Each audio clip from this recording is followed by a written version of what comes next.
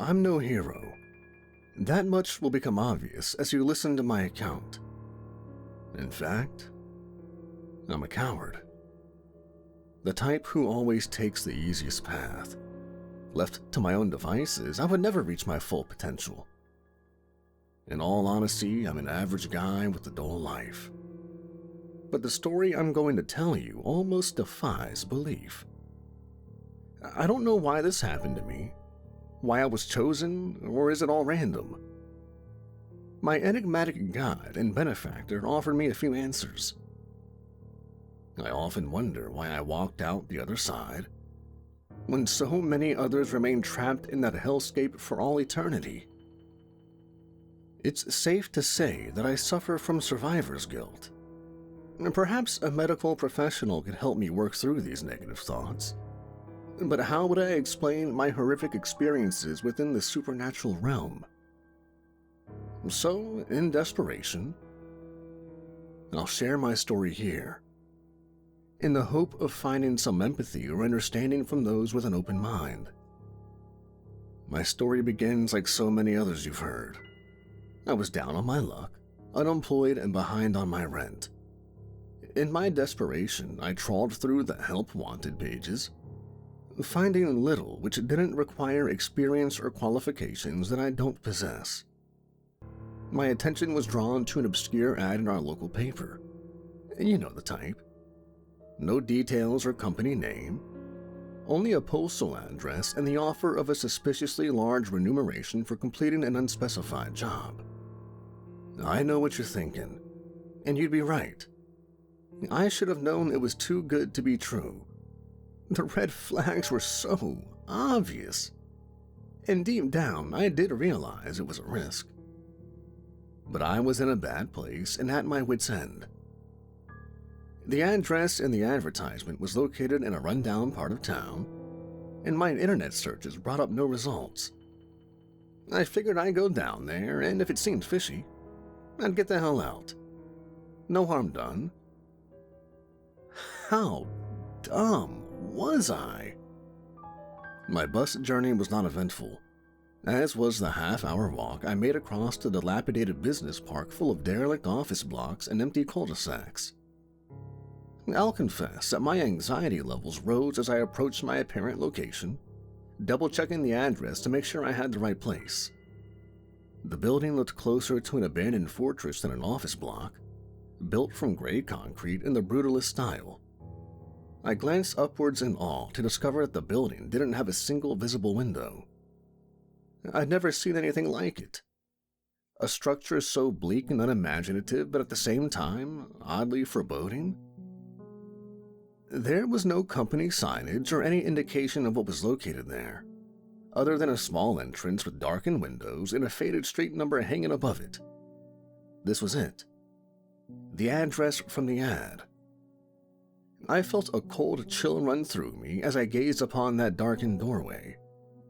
Looking back, I know I should have turned around and walked away, but I'll admit to being intrigued. And more than that, I was drawn in, perhaps by a power beyond my comprehension, a black magic capable of overcoming my primal fears.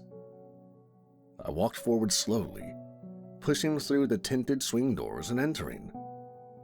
What I discovered inside was an unremarkable reception area, poorly lit with chipped tiled floors, worn-out furniture, and an appointments desk hidden behind frosted glass.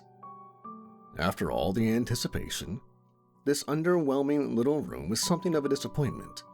Still, I was here now, and so thought I might as well see it through.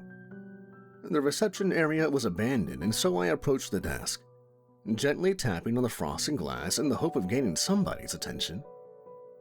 A tense pause followed for a moment, and I thought the desk was unattended, but then I heard a low sigh emanating from the other side of the glass, and a moment later the shutter opened to reveal the person inside. The woman who glared out at me looked like a parody from a 50s sitcom. She was an elderly woman with blue rinse hair, big framed glasses, and a scowl on her face that could turn milk. To say she wasn't happy to see me would be a gross understatement. "Yes?" she spat at me, without even a trace of politeness. I was slightly taken aback by the frosty reception, and so it took me a moment to formulate a reply. I'm here about the ad in the paper. It said there's a position available."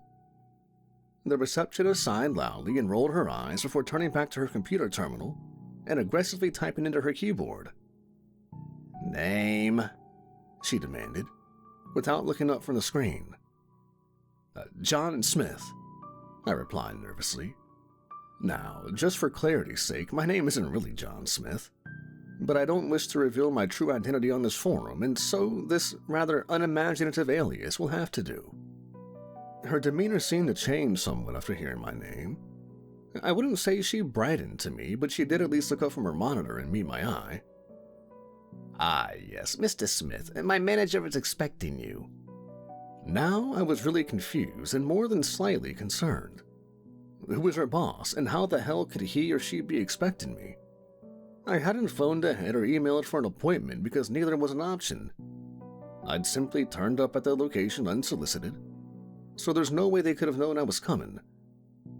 I said as much to the receptionist, and she reacted with annoyance. "Are you saying I don't know my job? I'm telling you there's an appointment on the books. Now, if you don't mind, my manager is waiting for you, and it wouldn't be wise to keep him waiting." She pointed to the red door at the back of the reception area, a door which somehow I'd completely missed on my way in. I stared in disbelief at the doorway, feeling very uneasy, before I returned back to the aged receptionist, only to be met by a stone-cold glare as she continued to point. "Well?" she exclaimed impatiently. I didn't realize it at the time, but this was probably my last opportunity to walk away. I suppose I rationalized it in my head at that moment. Sure, this was a weird and unsettling situation, but perhaps it was all just a misunderstanding. The receptionist was old and cranky. Probably she'd just made a mistake, thinking there was an appointment when there wasn't one. And I must have missed the red door on the way in because I wasn't paying attention to my surroundings. Sure, I'd come this far, so why not pass through this mysterious red door and discover the truth? What harm could it do? But as it turned out, I was entering a world of pain. The handle was ice cold when I reached out to turn it, slowly opening the heavy door. But when I walked inside, I was hit by a wave of intense heat. And still, the temperature was the least of my concerns as I surveyed the room, discovering a space very different to the rundown and sterile reception area. Instead of worn-out armchairs and scratched coffee tables, I found an extravagant study which wouldn't have looked out of place in a 19th century country manor. A soft red carpet lay beneath my feet, while before me sat a huge solid oak desk, covered with bizarre ornaments and oddities. Furthermore, the walls were adorned with shelves of leather-bound books, classical-style artwork, and what appeared to be hunting trophies, with the severed heads of various wild beasts mounted in a rather macabre display.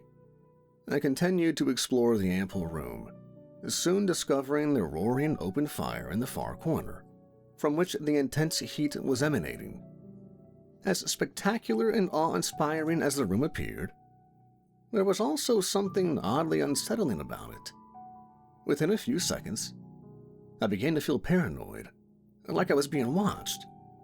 And when I looked to the portraits and trophies on the walls, I could almost sense their dark eyes upon me, as if they were somehow alive and filled with a malicious intent. I realized then that this might not be a safe place, and so I reckoned I should probably leave. Slowly, I started to back out of the room, but then suddenly the door slammed shut behind me, making me jump. "Jesus!" I swore as I turned my head. "I'm sorry, Mr. Smith, but you will not find your savior here." I jumped once again, higher this time, whilst I simultaneously yelped aloud in shock, turning back towards the desk in time to see an enigmatic figure appear from the shadows. This turned out to be the man, if he was indeed a man, who who would shape and control my terrifying experiences of the coming hours and days, changing my life forever. The boss, whose name I would never find out, is an unremarkable man to see at first glance. He appeared as a slight, elderly man in his 70s or 80s with thinning hair, wrinkled skin, and a striking but comical white goatee beard. He was well dressed in a finely tailored dress suit, complete with waistcoat and bow tie. When he spoke, his voice was soft, but his words carried a sinister undertone, especially given the bizarre circumstances. Now, there was nothing overly threatening about his appearance, but nevertheless, I felt uneasy in his presence, as the hairs on the back of my neck stood on end. "Mr. Smith, I assume?" Yeah, that's right," I replied nervously, still wondering how he knew my name. "Well, it's a pleasure to meet you. Please, take a seat." I glanced back at the shut door before reluctantly walking forward and taking a seat facing the solid oak desk. My mysterious host removed a crystal decanter and 2 glasses from a cabinet, pouring brown liquor before offering me a glass. "Drink?" "I probably shouldn't." "Ah, please, I insist. You may find that you require some liquid courage for the challenges to come." I didn't like the sound of this, although suddenly I did want that drink, and so I reached out for the glass and raised it to my lips, pouring the strong alcohol down my throat.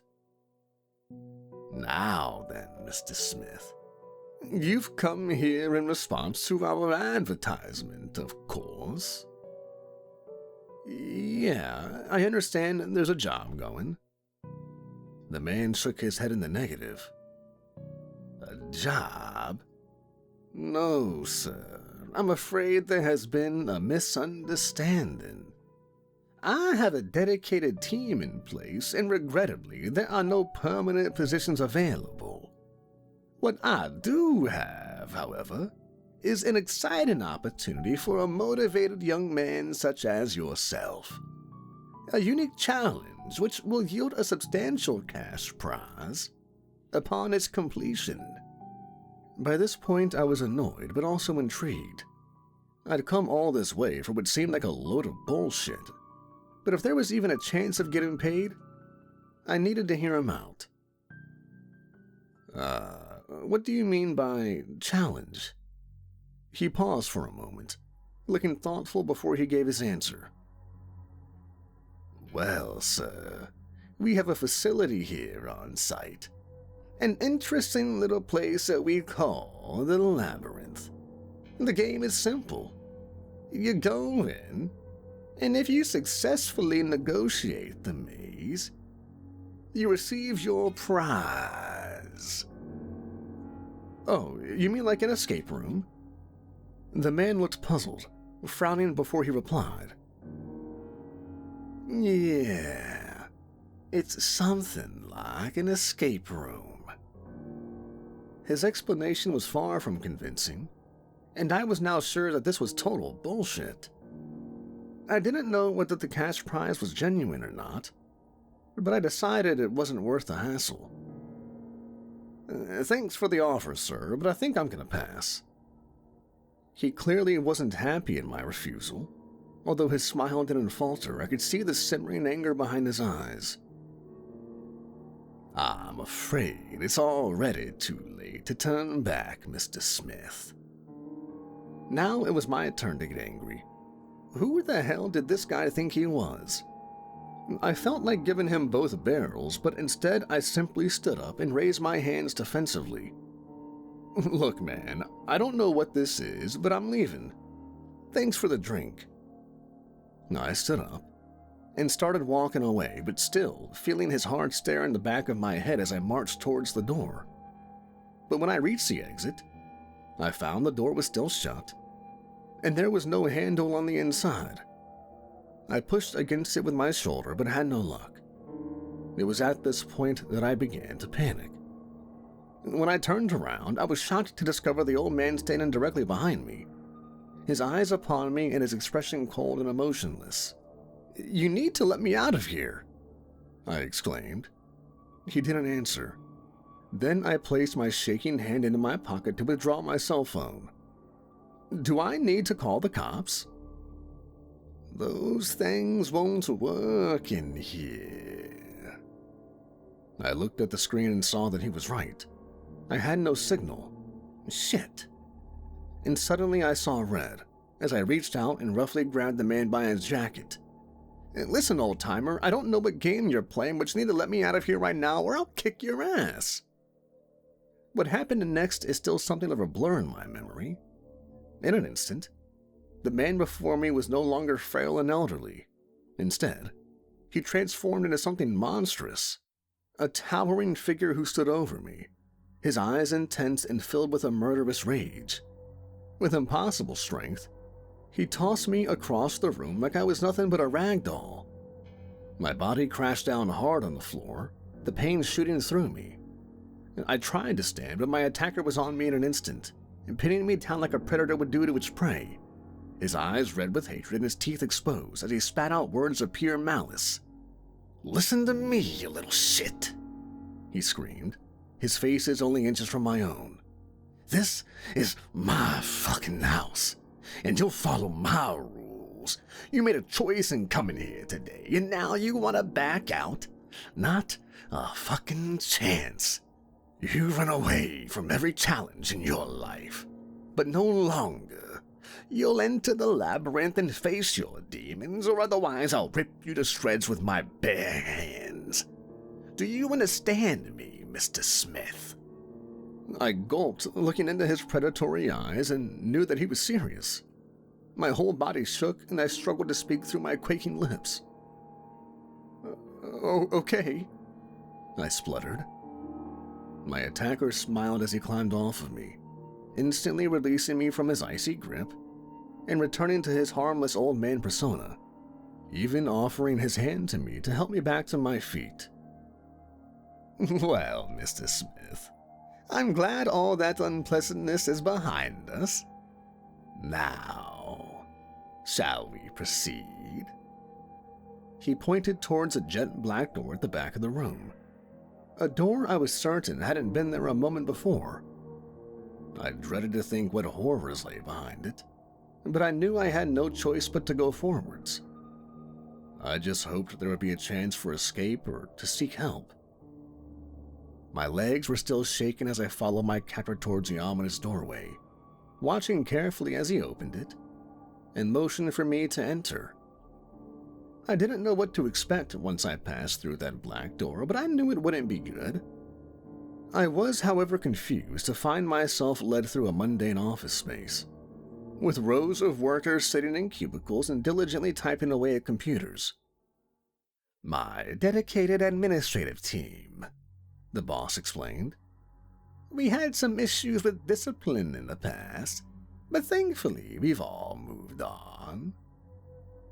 It was only then that I looked upon the workers, as they collectively raised their heads to greet me. And to my horror, I saw the pain and fear in their eyes and realized that their mouths were sewn shut, preventing them from crying out. Instead, they silently pleaded with me for help. But I was in such a state of shock that I couldn't do anything except swear, lower my head, and walk on. I couldn't imagine the horrors these poor people must have suffered and feared that the same fate awaited me. But soon we left that hellish room and the tortured souls trapped inside it, as my captor led me to yet another doorway, this one engraved with bizarre runic symbols and constructed from an ivory-like material that I feared could be human bone. My captor placed his hand upon the door handle, pausing as he turned to face me and offered some last words of advice. "Yes, this is it, Mr. Smith. You're on your own from this point onwards. You'll find that the Labyrinth is an unusual and dangerous place, unlike anywhere you've ever visited before. Time passes differently on the other side, and many of the physical rules of your world do not apply. you'll have no need for your normal bodily functions, including eating or sleeping, for example. The whole experience will seem like a particularly vivid dream. But do not fall into complacency, Mr. Smith. The dangers you face on the other side are very real, as are any injuries or pain you may suffer. My final advice to you is this: do not trust what you see, and remember that you're on your own. Good luck, Mr. Smith. I hope to see you again. His words were more sympathetic than unexpected. Although I certainly didn't like what I was hearing, I decided to make one last plea for my life. Please, don't make me do this. The man's smile faltered ever so slightly, and he lowered his head as if in shame. I'm sorry, Mr. Smith, but there is no other way. Remember what I told you, and you might have a sporting chance. I thought about running, but it all happened so quickly. In an instant, the door was open, and my captor shoved me through, shutting it firmly behind me. In a panic, I turned back to the door only to find that it was no longer there. Instead, I was faced by a solid concrete wall. I slammed my fist against it, screaming until my knuckles were bloody and my lungs hurt. Defeated and exhausted, I fell to the floor and accepted my fate. I'd entered the labyrinth, and there was only one way out. Before I continue on my tale of woe, it's worth trying to explain what exactly the labyrinth is, or at least try to describe its characteristics. The labyrinth isn't a maze of hedgerows or a medieval-style dungeon. Instead, it takes the form of a modern hellscape. An endless maze of empty office rooms, ugly yellow walls, damp carpets, and buzzing fluorescent lights. All connected by dimly lit corridors and annexes of impossible length. I have no idea how big the labyrinth is, although it's clearly far larger than should be physically possible. And the boss was right. The rules of physics don't apply inside, and it's impossible to measure time, not least because watches and electronic devices don't work there. The tedious and soulless design of the maze is at first unsettling, but in time the surroundings will drive you insane. But that's nothing compared to the hideous creatures and terrifying beings that occupy the back rooms. The horrors which stalk the corridors and will use all their methods at their disposal to draw you in or hunt you down. And that's what the labyrinth is. An endless tedium broken up by periods of intense terror, all leading to a gradual loss of hope. My first steps through the labyrinth were daunting and depressing. I tried hard not to succumb to panic and despair after I recovered from my initial shock and the tantrum I threw when I tried to break through the wall. I also tried to think logically, imagining that there must be an end to the hellish network of identical offices and corridors. And so I walked for hours, perhaps even days, until I was physically and emotionally exhausted.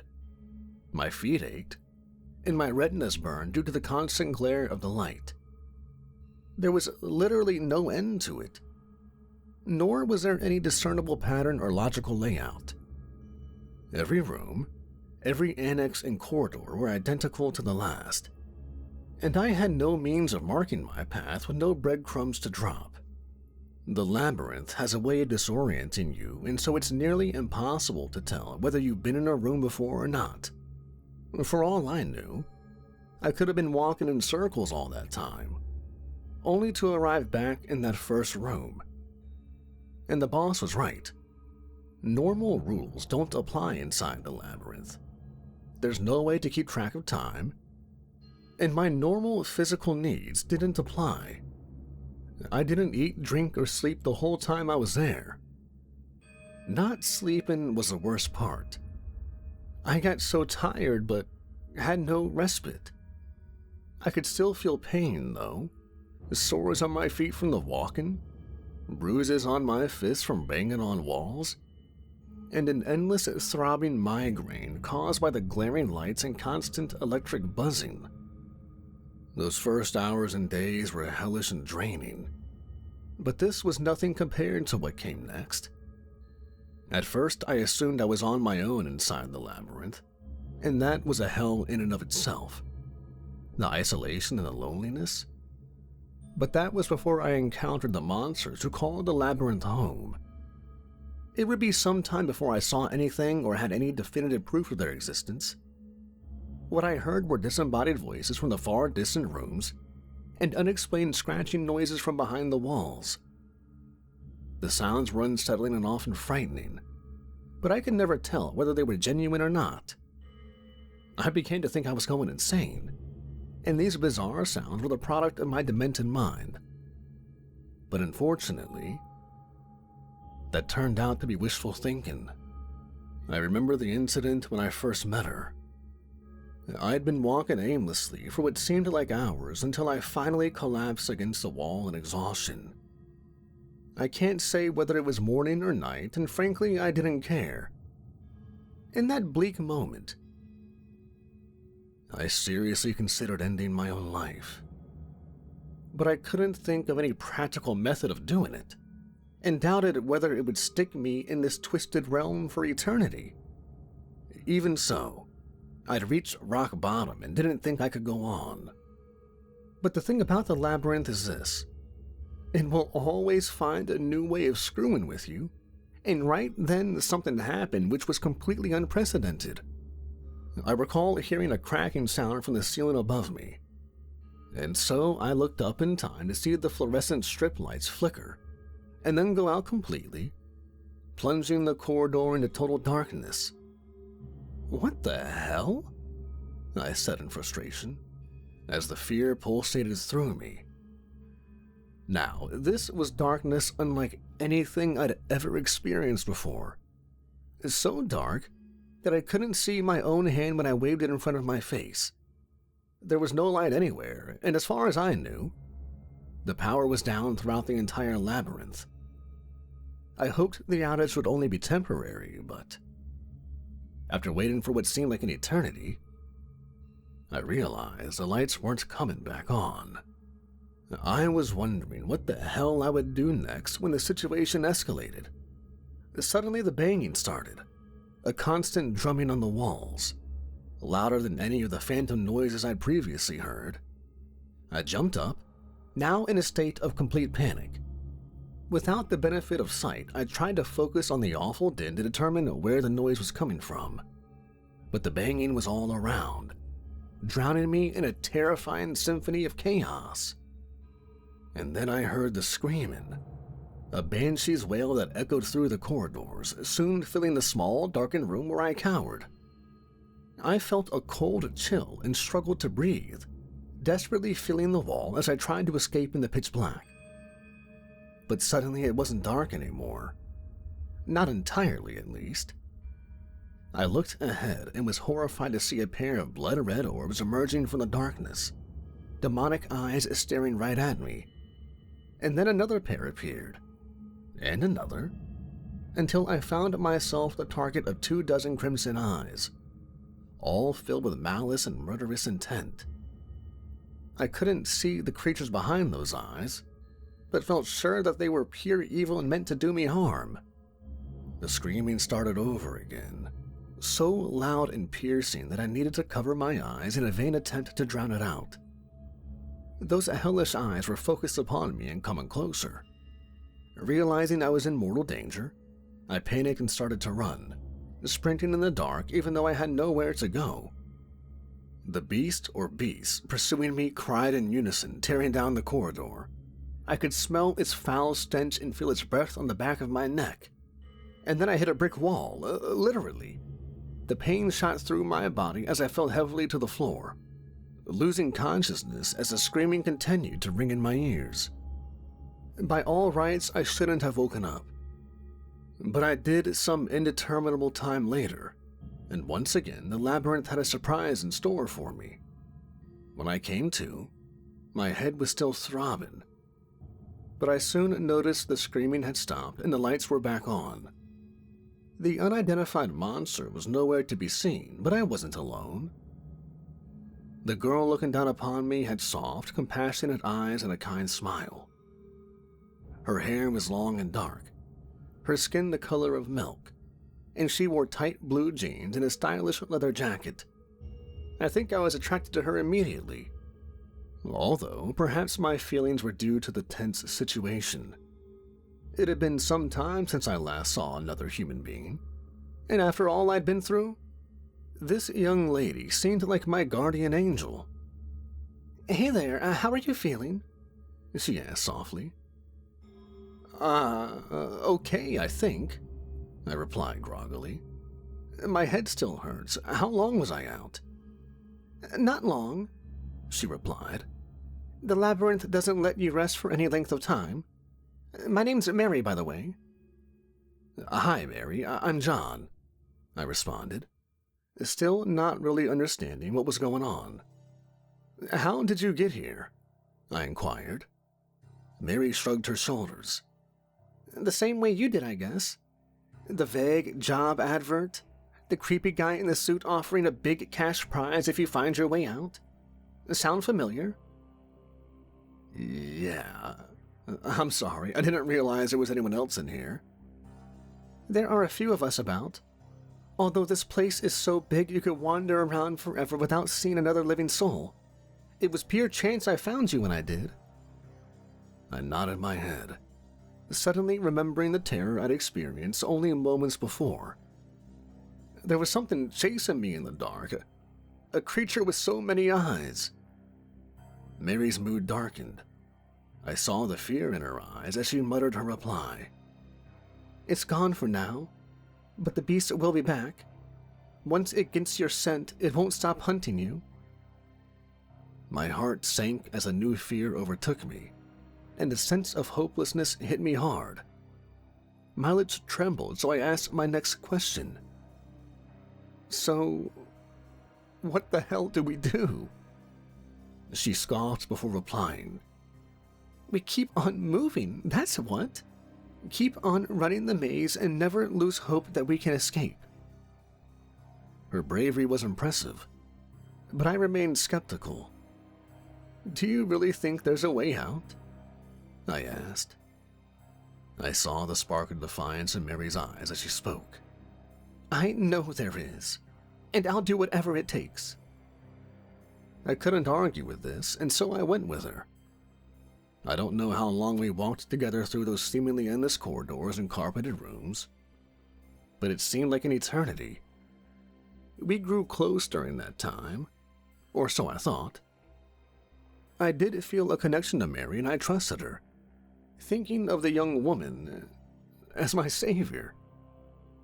There was nothing romantic about our brief relationship, and I don't think anything physical is even possible inside the Labyrinth. But her companionship gave me strength at a point when I was ready to give up. She didn't speak much during our time together. I pressed her, asking questions in the hope of finding out more about her background, but Mary would always evade and deflect. In the end, though, the advice Mary gave me about the Labyrinth would save my life. "Never trust anything you see or hear," she explained. "In here, nothing is as it seems. A wall isn't a wall, and a door isn't a door. The Labyrinth learns how to screw with your head. It will give you hope only to take it away again, keeping you in an endless cycle of suffering and despair. If you want to survive, you'll need to betray your firmly held beliefs. You'll do things you never thought yourself capable of, and even if you do make it out, you'll carry the guilt with you for the rest of your life." I didn't get it at the time, but she was totally correct. I don't remember much about the moments before the attack. Perhaps I should have realized that Mary was acting strangely, but I couldn't have predicted what she would do. We were walking down yet another endless corridor of strip lights and damp carpets, when suddenly all hell broke loose. I froze to the spot when I heard the banging, soft and distant at first, but soon growing louder and closer. And then came the flickering of the lights, followed by the hellish banshee wail. "Jesus," I said. I turned back to Mary, who now stood some distance behind me. "It's coming. What the hell should we do?" Mary didn't meet my gaze as she continued to back away, retreating from the coming threat. "The lights won't go out this time," she whispered carefully. "It likes to show its true form before consuming its prey." What the hell do you mean? We need to get the hell out of here." Mary shook her head and I saw tears forming in her eyes. "I'm sorry, John. I really am. But there's no other way. I told you, I'll do whatever it takes to survive." And with that, she turned and ran. I stood there, gobsmacked. It took my panicked brain a moment to comprehend what had just happened. She'd led me into a trap, sacrificing me to the beast so she could survive. Well, horrified, I turned back towards the corridor and saw the monster for the first time. How can I describe the horror of what I witnessed? The beast's true form seemed impossible. It wasn't one creature, but instead a mind-boggling and hideous combination of human limbs, bodies, and faces. At least a dozen faces and 24 eyes, all filled with pain and anger, while their mouths worked in unison to produce the high-pitched scream which drowned out every other sound. Somehow, this monster had absorbed its victims, combining their worst features and impulses to create an abomination I could never have imagined. I remained frozen to the spot as I watched the monstrosity advance clumsily but surely down the narrow corridor, its many hungry eyes focused upon me. I turned and ran, exerting every ounce of strength in my body while the beast chased after me. Mary was quick, but not fast enough as it turned out, because I soon caught up with her. What happened next will haunt me for the rest of my days. Acting on a primal instinct, I grabbed her roughly by the shoulders, ignoring her screams, and I used all my strength to physically throw her backwards, straight into the path of the charging monster. I glanced back only momentarily, long enough to see Mary on the floor, reaching out and pleading for help before the beast devoured her. And, like a coward, I ran and kept running until the screams faded, and I considered myself safe. It took some time for me to recover from the attack and come to terms with what I'd done. But of course, I was still trapped inside the labyrinth and still in mortal danger. I remembered what Mary had told me. I'll do whatever it takes to survive. Boy, was she telling the truth. But that wasn't the only thing she said to me. Remember, nothing is as it seems in the labyrinth. A door isn't a door, a wall isn't a wall. I considered this cryptic advice. It made no sense in the real world, but real-world rules did not apply here. What the hell, I thought. So I walked into the next identical office room, put my face against the wall, closed my eyes, and let my body fall. By rights, I should have banged my head against the bricks, but instead I kept falling until my face hit soft carpet. Astonished, I lifted my head and found myself back where it had all started. The comfortable study adorned with oak furniture and heated by a blazing open fire. And above me, the enigmatic boss in his tailored suit, his thin smile now transformed into a wide grin. He genuinely looked very happy to see me, as he held out his hand and helped me to my feet. "Well done, Mr. Smith. You made it. I never doubted you." I accepted his hand with suspicion, wondering if this was just another mind trick. "I don't know what you did, but somehow you've beaten the labyrinth. An impressive feat indeed." I experienced a wave of immense relief as I dared to believe this might actually be real. "You mean I can go?" I asked meekly.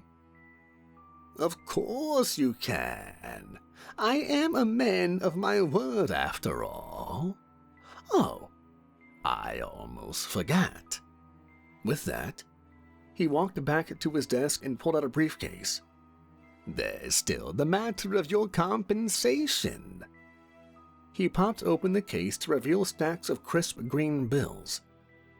I trust 100,000 US dollars will suffice. I looked at the money in astonishment, not knowing what to say. I didn't feel like I deserved this reward, and a part of me wanted to tell this old bastard to go screw himself. But I was weak. Okay, thanks, I mumbled, taking the briefcase while avoiding eye contact.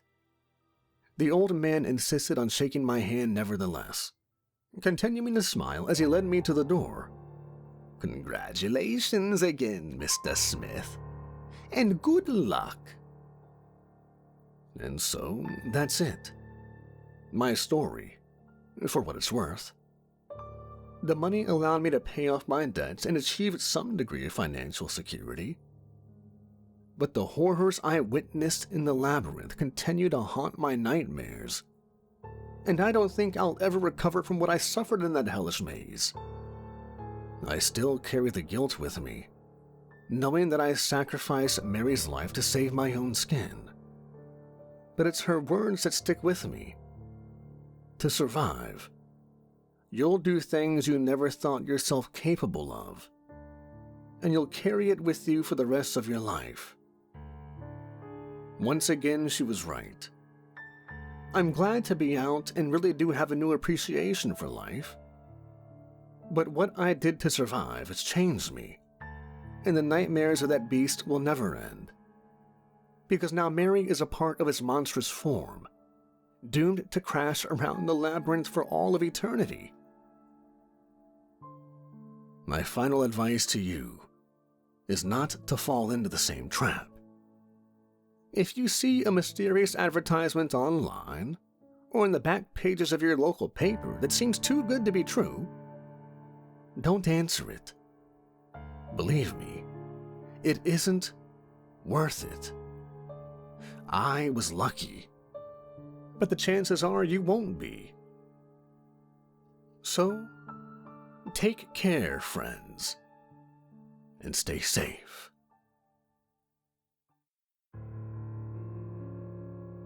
Peter and two friends have been visiting a neighboring town for a county fair. Brian and Samantha have been dating, but knew Peter could always use some company. Peter hated being the third wheel, but hated sitting at home alone even more.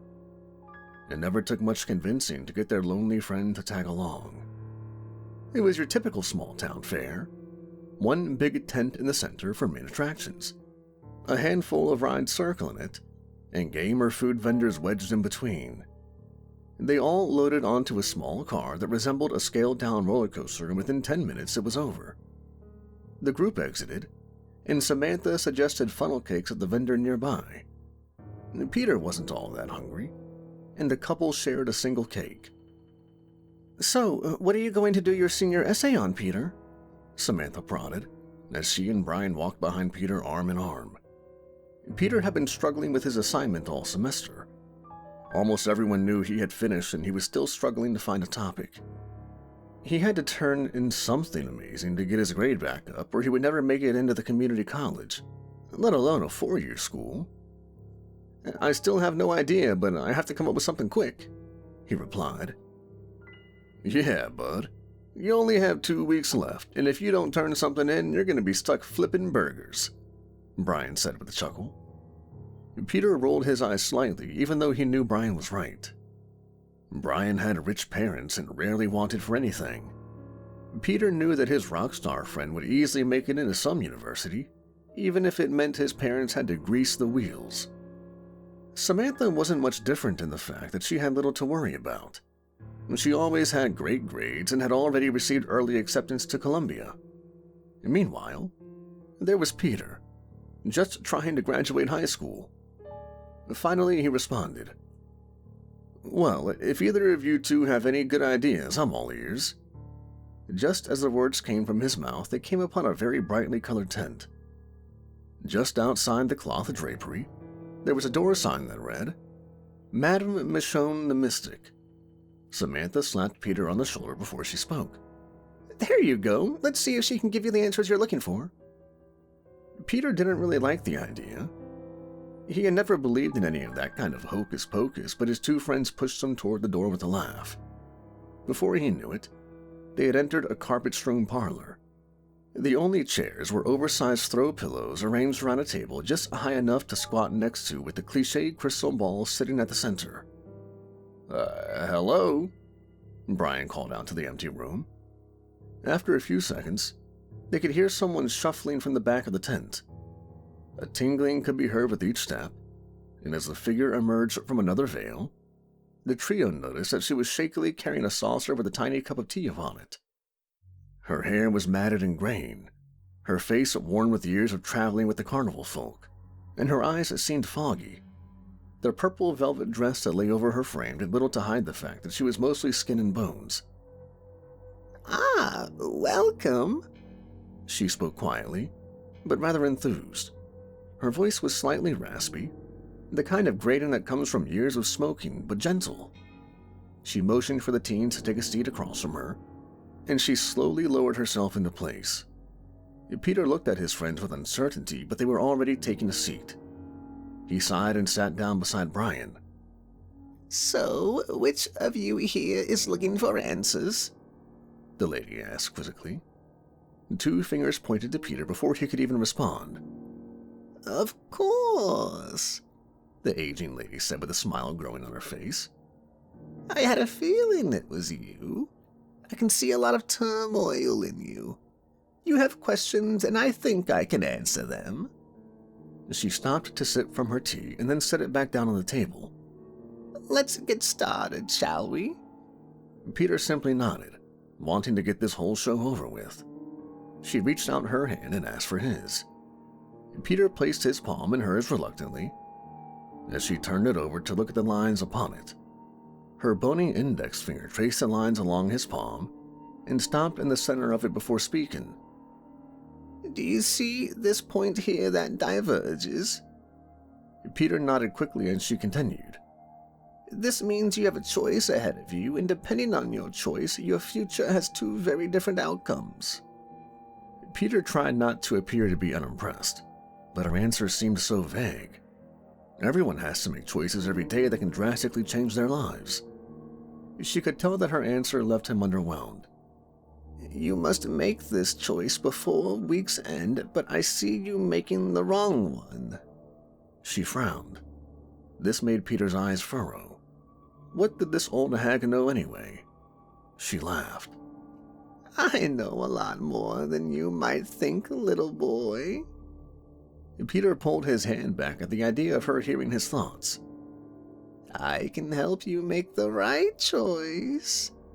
She smirked, as a small slip of paper was removed from under the table. "These are instructions. If you follow them carefully, you will find the answers you seek. If you do not, then your life is forfeit." Her words became cold, and the light around seemed to dim around her as she spoke them. Peter took the piece of paper and almost unfolded it before the crone placed her hand over it and said, "Not here, not now. You must be alone. The instructions are clear. Now go." They all stood up, and Samantha asked what was owed for the reading. "You owe nothing. A debt was made, and a debt is paid. Just follow the instructions carefully, Peter," she said with a farewell. Later that night, Peter sat, legs folded one over another, at the center of a dusty wooden floor. Light from the full moon filtered through a sepia-tinted window a few feet above his head. He hadn't set foot in this attic space since he was a boy. It had been a place of fear for him, even now. This is the reason he chose it for this ritual. Slowly, an image in black was scrawled across the splintered boards. A circle at first. Then two triangles sat upon their head, creating a mirror image of each and appeared to connect into an X. The outer vertices would be connected by waved lines, and a straight line would bisect the two triangles. The bisecting line would extend out and form crosses on each side, and another cross would drop down within the bottom triangle. Sat below the bottom triangle would be two right triangles pushed together to form an isosceles. Each ending line would then have a circle at its peak. He sat down his chalk and looked back at the paper within his hand. He wanted to be sure not to make a single mistake. Then, one at a time, he lit 6 yellow candles in the circles before looking up into the full-length mirror in front of him.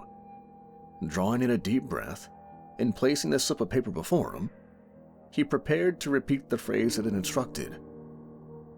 "Lord Satan, by your grace, grant me, I pray thee the power to conceive in my mind and to execute that which I desire to do. The end which I would attain by thy help, O mighty Satan, the one true God who livest and reignest forever and ever. I entreat thee to inspire Oz to manifest before me that he may give me true and faithful answer, so that I may accomplish my desired end, provided that it is proper to his office. This I respectfully and humbly ask in your name, Satan, may deem worthy, Father." The words were shaky as they fell from his lips. Even as he said them, a seed of doubt began to bloom. After a few moments of staring into the mirror, he began to wonder if this was all a big mistake. He sat shaken, unsure of what might come. His chest grew tight as he held his breath. It was so quiet he could hear his heart beat. After a few moments of nothing occurring, he let out a sigh. "I knew this was stupid. Why did I ever believe some fortune teller?" He scoffed in the dark. Blowing out the candles, he left the mess to clean up in the morning, and then headed back down to go to bed. While trying to enter his locker combination the following day at school, a loud bang made Peter jump. Brian laughed as he stood there with his palm still resting on the adjacent locker. Samantha pushed an elbow into her boyfriend's stomach as punishment before looking back to Peter and asking, "So, what did you find out?" "Nothing. I think that old bat was just trying to get a rise out of me." He opened his locker and shoved his backpack in before removing the book and materials he would need for his first class. "I think it was supposed to be some kind of summoning spell. You know those kinds you read about in urban legends, where you set out candles and talk into a mirror?" His friends laughed at the thought of that. Brian couldn't contain his laughter. "Oh man, you didn't, did you?" Peter rolled his eyes and slammed the door to his locker before walking away from them. "Come on, man, you should have known that stuff never really works. They made up things like that to scare little kids." Brian continued to mock him. Samantha popped Brian between the legs, causing him to stumble a bit and groan. When he gained his composure, he ran up to Peter and dropped a hand on his shoulder. "Listen, man, I shouldn't laugh. It was our idea to talk to that crazy broad in the first place. I honestly thought it might help you rattle out an idea for your paper. I had no idea she was going to have you jumping through crazy hoops." "It's fine. I should have known it wouldn't be that easy. I'll just have to figure it out the old-fashioned way." The group parted ways and attended their classes. Peter spent most of his day jotting down ideas and trying to come up with something worthy of an A for his paper. By the final bell, the only thing he managed to accomplish was a full-page drawing of a leopard. He wasn't quite sure, but he felt the need to draw it. Folding it into force, he shoved it in his back pocket and made way for his bus. Standing there, wishing he had a car like his friends, he thought about the slip of paper that the fortune teller had given him. He pulled it from his backpack and began reading it again. "Find a place of solitude. The only light should be 6 candles of amber and azure. Prepare the altar with the sigil shown below. Place thyself within sight of a mirror. It must show your entire form. Speak the words aloud shown below exactly as written. When he arrives, ask your question politely and with respect. An answer will be given, but a price must be paid." He read the words again. What could he have done wrong? His bus arrived, and he climbed aboard still pondering the question. He read it through over and over during the 45-minute ride home. As he stepped down in front of his house, it finally dawned on him. He was supposed to be in complete darkness, The window had been open. That's the only thing he could come up with that hadn't been exactly as the instructions stated. He decided to try one more time, and if it didn't work, that slip of paper could go in the trash for all he cared. Peter laid in bed waiting for his parents to retire for the night. Once the dim glow of the living room lamp turned out, he knew that it wouldn't be long before the house would be still. He gave it about 30 more minutes and crept from his bed. He would have to pass through the kitchen and out into the garage. The pole downstairs that lead to the attic were at the far side. He reached up, grabbing hold of the thin string that dangled. With a little weight, the steps lowered, then he folded out the rest of them. He pressed it down on the bottom rung a couple of times to test it. It was something he did out of a misplaced fear. He used to imagine breaking through the steps and falling onto the hard concrete floor below. It held, so he made his way back up again. His altar was still where he had left it at the edge of the attic. The moonlight allowed him to navigate to the candles. Pulling a lighter from his pocket, he lit each one until he could clearly see around him. He would have to cover the window to block out the ambient light. A few minutes searching through storage boxes revealed an old comforter his grandmother had made many years before. He draped the thick cloth over the window pane and stepped back to make sure no light seeped through. Once he was satisfied, he took a seat across from the mirror and placed the small piece of paper in front of him. Once again, he recited the prayer that had been given to him and waited. Peter was almost ready to give up when he heard a low creaking noise. It sounded as if it was coming from the stairs to his right. As he squinted his eyes to see clearer in the dark, the door to the attic rose and slammed shut. He almost fell backwards when his body jolted in surprise. That door was heavy, and to close it properly, the bottom rungs would have to be folded up. He rationalized it that his father must have noticed it down and closed it. His voice quivered as he called out to the night. "Dad?" There was no answer. Again he called out, "Mom?" He could only hear his own breathing. It felt unnaturally cold, even for February, and he began to shake uncontrollably. There was no way that door just closed on its own. As if blown by a gust of wind, the flame of each candle went violently from side to side.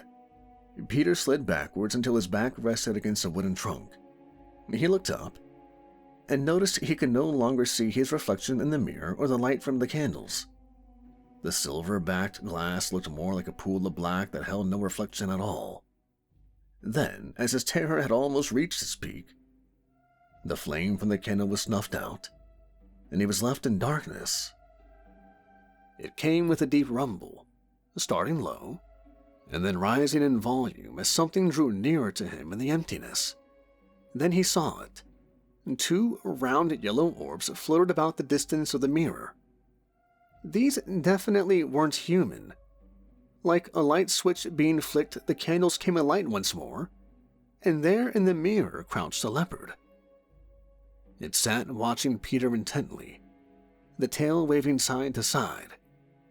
Peter's heart felt as though it was in his throat, and even though his mouth hung wide, there was no way he could form words.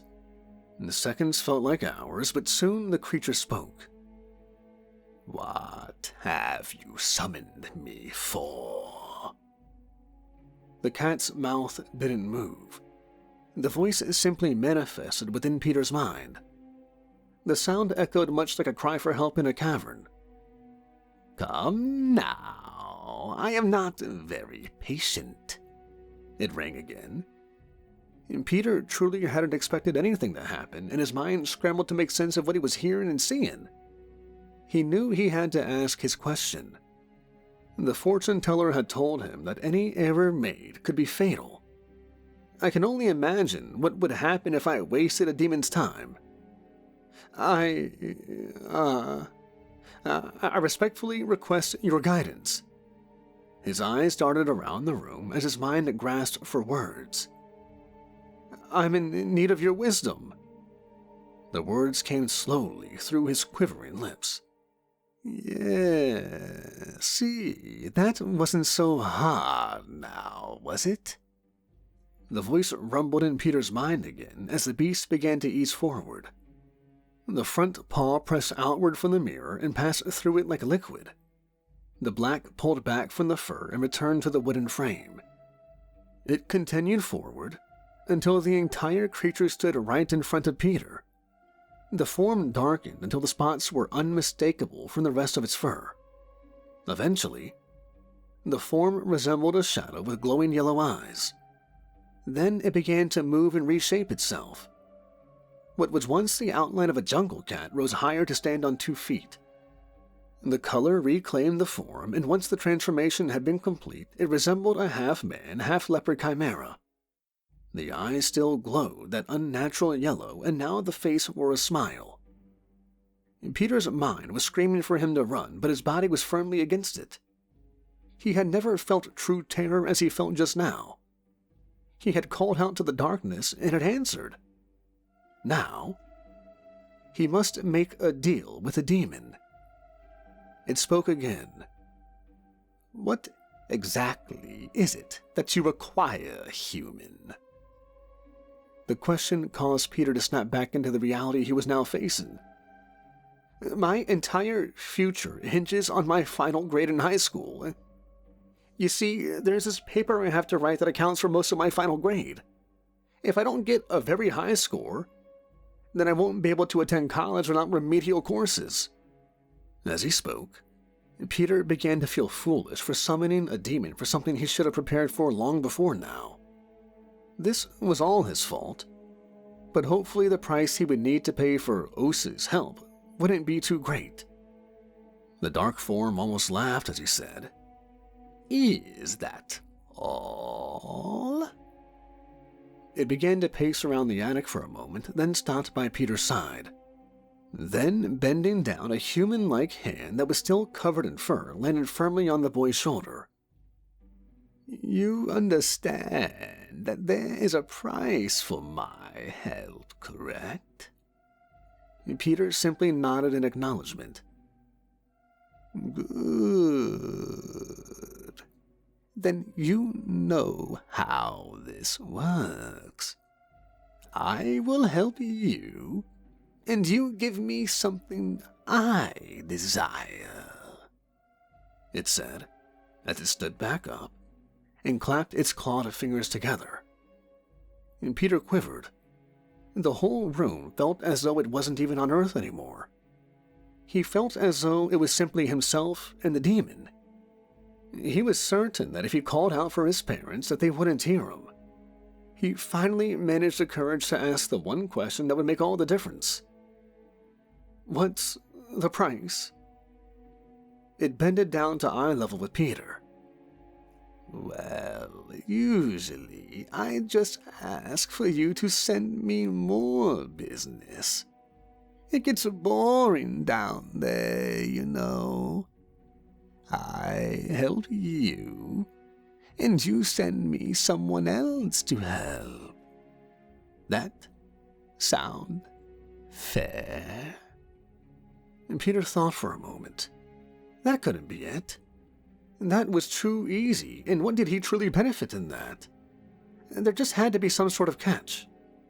"No catch, just more business," it said, reading the boy's mind. "Do we have a deal?" The cat-like creature reached out with a hairy hand to receive a shake that would seal their dark deal. Peter's palm shook violently as he reached forward, and before he could fully extend his arm, the creature reached out to grab the dangling palm. It gripped Peter's hand tight and brought it up and down a couple of times. "Good.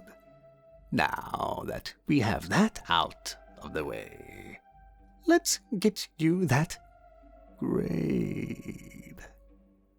The entity released Peter's hand and then pushed forward an index finger. The claw at the end pressed against the boy's forehead. It pricked the skin slightly, and a streak of blood shot down Peter's face. Peter winced at the sensation and closed his eyes tight. When he opened them, he was alone in the attic. The candles were still burning, but Ose was gone. Once again, he could see himself in the candlelight in the mirror and the deal was done. The following morning was Saturday. Normally, Peter would have slept until midday, but this morning his brain was electrified. He couldn't stop coming up with ideas. He sat at his desk and words poured freely onto the page. Within a couple hours, he had written the most elegant piece of literature he had ever even read himself. He drew the pages to his face and kissed them. "This is it," he said with a grin. There was no way in the world that he wasn't acing this paper. He quickly stuffed it into his bag for the following Monday. The problem was, he was still coming up with ideas. He had so much more information now, and he had to get all those thoughts out there. He ended up writing even more dialogue on things that could be improved on and new means of finding solutions to everyday problems. He scoured the internet for email addresses of professors, scientists, and government officials to send them to. Before the weekend was over, he had dispatched a good 500 emails and couldn't be prouder of himself. This deal he had made might just make a bigger impact on his life than college at this rate. Monday came and he was unable to contain his excitement. He raced to his English teacher's room and handed her the stack of pages with his new knowledge inside. Her eyes were wide at the sight. Peter had never turned in something so elaborate. He couldn't help but smirk as he made his way back out into the hall. He stopped at his locker and shoved his whole bag inside. He wouldn't need his books today. He had already read them during his breaks from writing emails. All the information was there, and he could recall it at any time. As he closed the locker, he noticed Brian and Samantha a few feet away. He stepped over with a cheesy grin and he said, "It worked." "What worked?" asked Samantha. Brian also had a look of curiosity. "The spell," Peter replied. "I tried it again and I asked it for help on my grade. It worked. My mind is so full of stuff, I couldn't stop writing." His friends gave him a look of concern, and Samantha actually pressed the back of her hand to his forehead to make sure he wasn't running a fever. Peter pushed her hand away. "I'm not sick and I'm not crazy, so stop looking at me like that. I'm telling you the truth, and if you don't believe me, look at this." He pulled out a notebook while finishing his sentence. Pages and pages fell open, revealing his theory and equations. They both stared for a moment as Peter turned each page. "Peter, if this is some kind of joke, it really isn't funny," Brian remarked with a frown. They both walked away, completely unamused. Peter wasn't bothered, though. He had finally completed his paper, and he wasn't going to be stuck at some fast food joint earning minimum wage. He continued on his day, and each assignment was much easier now. He hadn't had a single worry anymore. He was set for life. That is, until he re-entered his English class later that day. As soon as he walked in, his teacher asked to speak to him. Peter was pulled out into the hallway where he was met by the principal. As the door shut, his teacher explained that there was no way in this world or any other that the paper he submitted could have been written by Peter Kennedy. The principal looked over the pages. His teacher also handed over a sample of Peter's earlier works to compare it to. And Peter could tell that this wouldn't end well. Even with all his knowledge, everyone couldn't possibly believe him. Peter was accused of having someone else write his paper. They had no actual proof of who might have given him assistance, but they were sure this couldn't be his work. He was given the rest of the week to come up with an original essay, but if he couldn't, not only would he not graduate, but the cheating would be left on his scholastic record. The only thing he could think of was to write a paper that was good enough for an A that wouldn't appear too good to be his work. Once he arrived home, he went straight for his desk to begin. The task seemed almost as impossible as writing a good paper before all the knowledge had been bestowed upon him. He strained to weaken down his points and draw back on facts that filled his mind. It took him the whole night to get something that might pass as his own, and he only hoped it was enough. When he arrived in class the following day, he laid the paper down on his teacher's desk and faked an apology. She lifted the pages and began reading. This must have been more appropriate because she simply asked Peter to take a seat. The day ended without further incident, and Peter hoped that this would be the end of his failings. He would be wrong. When he arrived home, there were multiple black SUVs parked at the curb. 2 men stood at each of them and one was at his door. He was speaking to Peter's parents and asking for their son's whereabouts. His father pointed out to the road where Peter stood astonished. The man in black motioned to the others, and they approached the teen. Soon he was escorted into the back of one of the vehicles, and even though his parents protested, there was little they could do. Peter was being taken and none of them knew where. A cotton sack was placed over Peter's head, and he could feel the pressure of something metal, presumably a pistol, pressed into his side. It felt like hours before the vehicle stopped, and the men removed Peter from the back seat. A hand on each arm directed him where to go. A metal door creaked open and all of them entered. After a few minutes of walking, they began to descend a set of stairs. Peter could see the light from lamps above him in 10-foot increments, but nothing else. Before long, he was pushed through another door and forced to sit down upon a chair. The bag was finally removed, and he found himself sitting at a large rectangular wooden table. He had seen enough police shows to know that this was some sort of interrogation room. It was complete with a camera and 2-way mirrors. The man that had escorted him from his home sat across from him with a manila folder filled with pages and photos. There was nothing particularly striking about his abductor. Black suit, black tie, white button-up below, and slicked black hair. "I am Special Agent Polson," his words finally breaking the silence. "I'm with the Department of Homeland Security." The agent slid the file to the right slightly and continued. "Do you have any idea why I might want to speak to you, Mr. Kennedy?" And Peter was very confused, but with what he had experienced in the last few days, nothing would truly surprise him. "No? What about all these emails you distributed?" A photocopy of a few of the emails was slid across the table. "We aren't quite sure where you got all this information from, but you won't be leaving this room until you tell me," he quipped, and sat back in his chair with hands folded together. Peter could tell he was in deeper trouble than even his new intellect could drag him out of. There was no way to logically explain how he knew the things he knew. First, it was his paper, and now he could possibly spend the rest of his life in jail. This wasn't at all what he expected when he made that stupid deal. The deal. The idea was crazy, but it just might work. He closed his eyes and began to repeat the demon's prayer. "Lord Satan, by your grace grant me, I pray thee, the power to conceive in my mind and to execute that which I desire to do, the end which I would attain by thy help. O mighty Satan, the one true God who livest and reignest forever and ever." He spoke quietly. "Excuse me, son. I don't think you understand just how serious this matter is," the agent said, as he leaned forward, placing his hands on the table. Peter ignored the man as he completed his chant.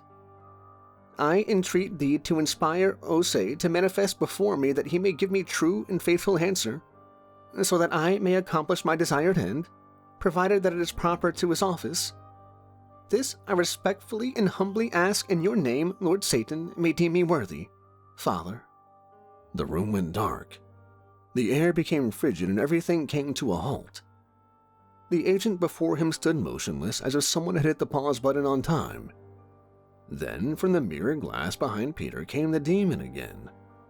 It approached the boy and placed a paw on Peter's shoulder before speaking. "So, how are things going, my boy?" "You know very well that this isn't what I intended," Peter said with a grimace.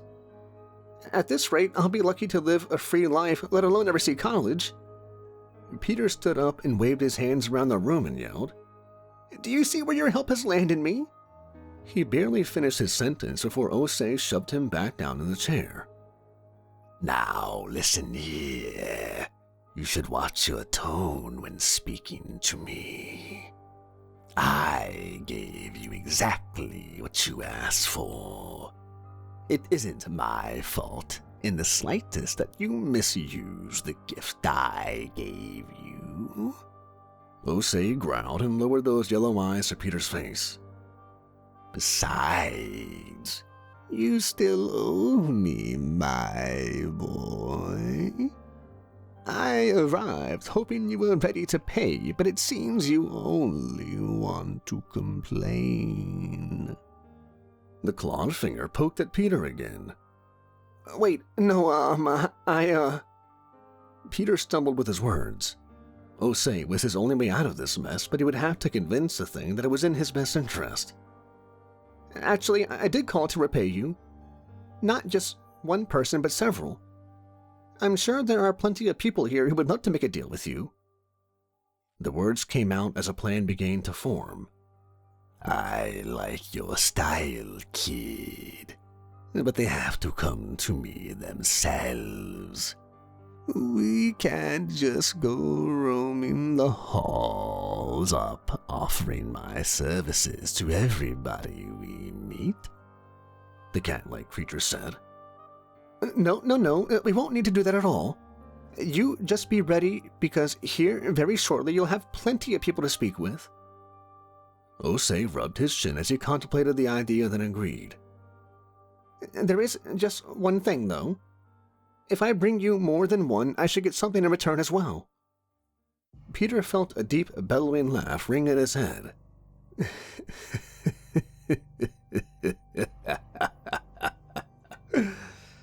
I like you, kid. You are a real slick one. And since I like you so much, I think I can come to terms with that.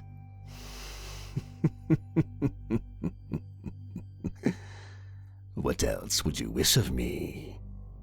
About an hour later, Peter stood in a large auditorium full of agents, government officials, and military personnel. Behind him, he had drawn a large sigil, to the best of his memory, upon a giant dry erase board. Below the symbol, he wrote the words to the prayer. This is how I obtained all of my knowledge, the teenager said through a microphone. A murmur started through the crowd, and after a few moments, Agent Poulsen stepped over to Peter. Poulsen grabbed the boy's arm. Is this some kind of joke? You do realize that you'll never see the light of day again if you can't give us a real answer, right? And Peter pulled away from the man. Trust me. Then, leaning back into the microphone, he spoke again. If the men stationed around the room with candles can light them for me, please? Agents around the room flicked their lighters, and soon there were candles burning all around them. Now, please repeat the words I have written here, and then you will have your answers, Peter said with a smile. The room became a cacophony of voices. They all spoke the same words, just slightly out of sync. As they finished, the room became deathly quiet. The candles flickered, and the movement cast shadows around the room. Peter's smile grew larger as he noticed the hint of fear growing in every man and woman in the room. Some began backing toward the door, but a loud clambering was heard as the locks slammed shut. A burst of air forced its way through the room and snuffed out the light from each candle. In the darkness, a sound grew like thunder, rolling, growling, and becoming more real by the second. It was a crescendo of primal nature, and none but Peter knew the source. He could hear some of the people crying in the distance, while others fought to open the doors. Then, within the middle of the crowd, a scream rang out, and they all moved back from it. There amidst them stood Osei, his eyes the only light remaining in the room. Thank you, my boy. Now to keep my end of the bargain, the being said with a smirk. Osei pointed toward the wall behind Peter. The dry erase board melted into nothingness and reformed into a large wooden door. That should get you where you need to go, it said, as Peter bowed his head in thanks. Peter turned and grasped the silver knob just behind him and twisted it. Cold air rushed in around the frame as he opened the door. As he stepped through and began to pull the door close behind him, he could hear Osei begin his proposal to a room full of horrified people. As the door shut, it disappeared behind them. Peter stepped through the admissions office of New York University. A short, balding man stood up with a twinkle in his eye and reached out for Peter's hand. "Mr. Kennedy, I've been looking forward to meeting you. I've heard such good things from a very large number of people. I'm so surprised I haven't heard of you before with all these achievements that I'm being told about." Peter shook his hand and nodded. "So, just where exactly did you study before coming here?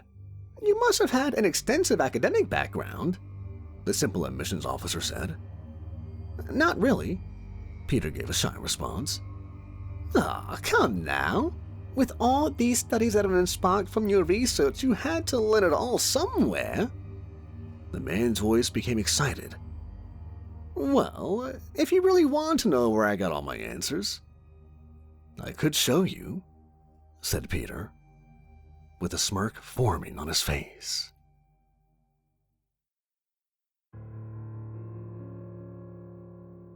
Over the past few weeks, I've received a series of messages from an email I don't recognize. They read like diary entries, and while it could easily be a prank or just plain old spam, the contents of these emails are unsettling enough that I have to share them. I'll transcribe the first few ones here, and you guys can tell me what you think. August 13th, 2020. Hey, it's Elle. I decided to move my journal entries here. I know my parents read my diary, so it's better to keep them here. This small device is called a cell phone. I wonder what those words mean. I know what a cell is, kind of. But what's a phone? Belle says it sends letters and that everyone on the outside has one. I wonder what outside looks like. What's past our suburb? I'll ask Belle next time I see her.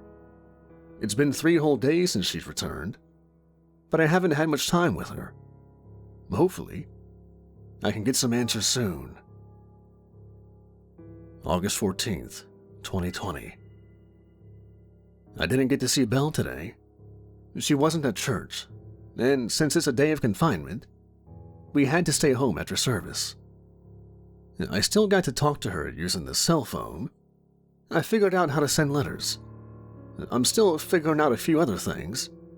Anyways, Belle told me that she didn't show up to church because Father John said it wasn't necessary. That's the first time I've ever heard of a family getting to skip church. Belle and her family are a lot of firsts. Like, she was the first to leave the neighborhood. Well, not the first, but the first to come back. The real firsts were the Harrisons. They didn't leave willingly, though.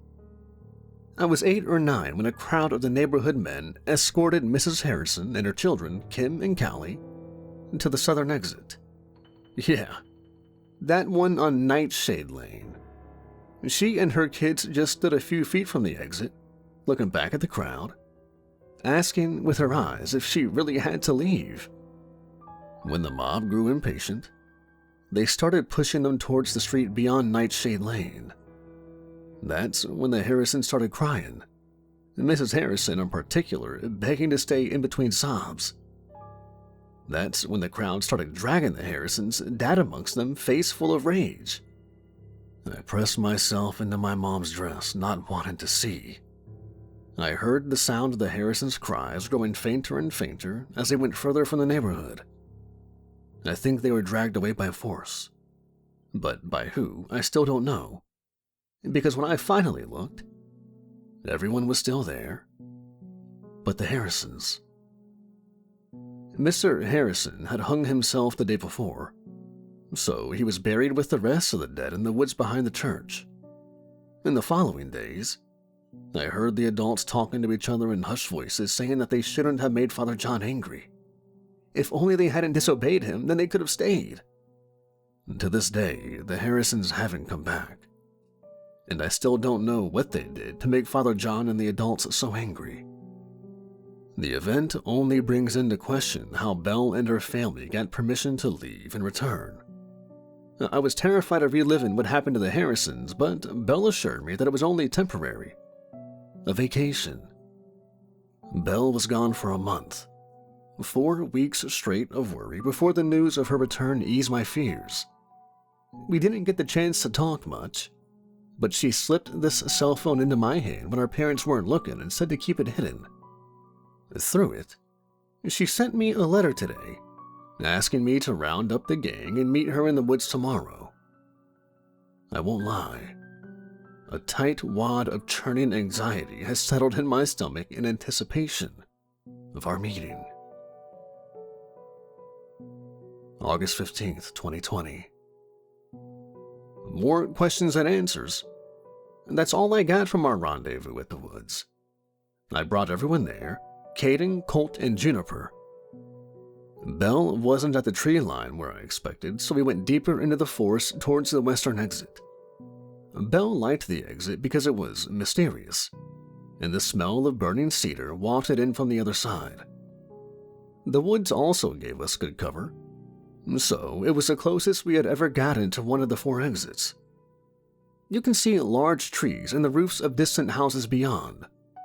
Mulberry Street is the name of the road that takes you to the western exit, but people avoid it since there's not much around. We found Belle leaning against the westernmost section of the border wall, the western exit about a few yards away. The worn and weathered moss-covered bricks spoke of how old the wall was. "We shouldn't be this close to an exit," Juniper whined. The whole group ignored her and instead was focused on asking Belle all sorts of questions. "What's it like out there?" asked Caden. "Are there any people?" asked Colt. "There's so much out there that it's impossible to say everything, but there are these giant houses with dozens of floors and these things called cars that can take you anywhere really fast, and there are lots of people. Thousands, actually." "Where did you go?" I asked. "It was a town called Bakersfield. It was huge and had lots of neighborhoods." "I've never heard of it, in fact. I don't think I've ever heard the name of any town, actually," I said. "Dozens of floors? Think of how many families can live in those houses. Do they stretch real tall, or are they big and wide?" Caden asked. "They stretch to the sky. They're pretty, actually." "That's not true. Mom says the world outside the suburbs is dull and dangerous," Juniper said. "Why did you leave in the first place?" I asked. "Dad says a girl only turns 16 once, so it's got to be special. They asked Father John for permission to leave for a bit, and he agreed." "That's not true. Mom said that you made Father John angry because you didn't want to be part of the fall festival. So your family left, and when they couldn't handle the outside world, they came crawling back, begging to be let in," Juniper blurted out. Colton gave her a blank stare. Belle simply rolled her eyes and returned to ignoring her. Caden and I gave her a quick, dirty look and went back to listening to Belle's stories. "I wish I could show you guys. In fact, I will. Let's sneak out. There's so much out there." Belle's suggestion hung heavy in the air. Of course we had thought about it. Sneaking out through one of the exits and getting a peek at the outside world? But it was only a childish fantasy. But Belle had shown us that it was possible. She had left and returned. So obviously, we could do the same, right? I think Belle knew our answer before we said it. Even the pesky Juniper would agree. "We gotta plan things out first. Can't just walk out and expect everything to be A-OK," Belle said. "We should pick an exit," I suggested. "What about the eastern exit? That one's got a bridge," said Juniper. "Old man Ferris guards that one with his rifle. Says it's in case anything comes in from the other side," I said. "What about the southern exit? No one guards that one," said Colt. His suggestion made my heartbeat speed up a bit. "Ronnie says that he got close to it once. Said that if you look at the windows of the houses past it, something will stare back, something tall and skinny," Caden stated. "Ronnie's a liar. He was obviously trying to scare you," replied Colt. "What about this one?" I said. "No, it has to be through the one I originally left through, the northern exit," Belle said. "That one always has at least 2 church members guarding it at all times. And it's got a gate," I protested. "We'll just have to make a distraction and sneak out." we discussed a few more things that day. Nothing important. She told us about some funny street names and some of the food she tried. She was excited to show us the outside world, and we were excited to see it.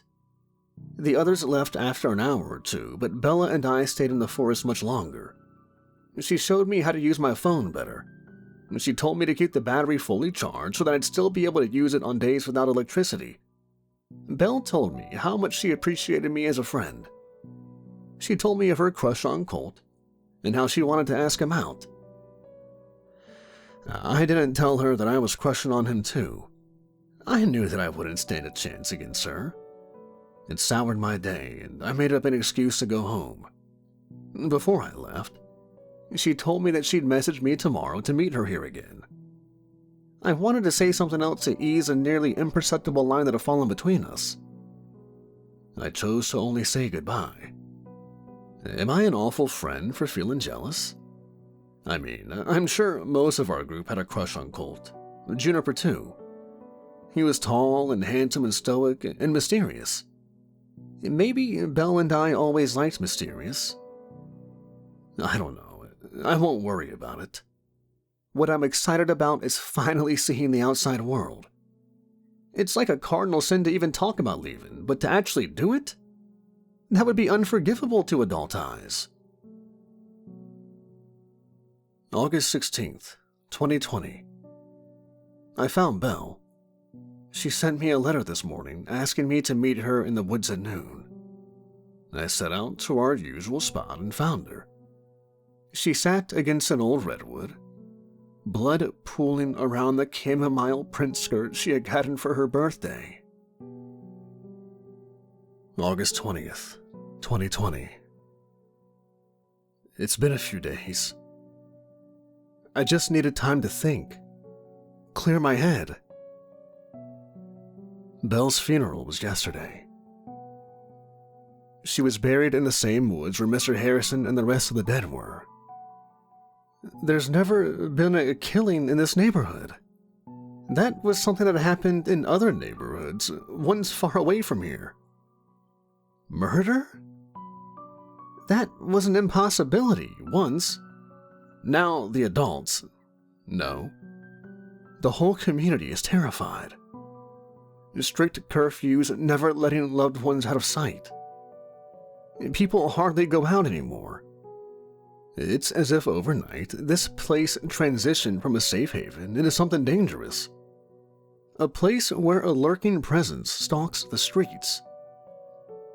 Some are saying it's an outsider that snuck in from an unsecured exit. I don't believe it. I know it was someone here.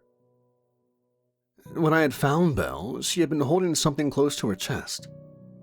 Her journal. One final gift left for me. On the first page, hastily scrawled was a single sentence. One that left little room for interpretation.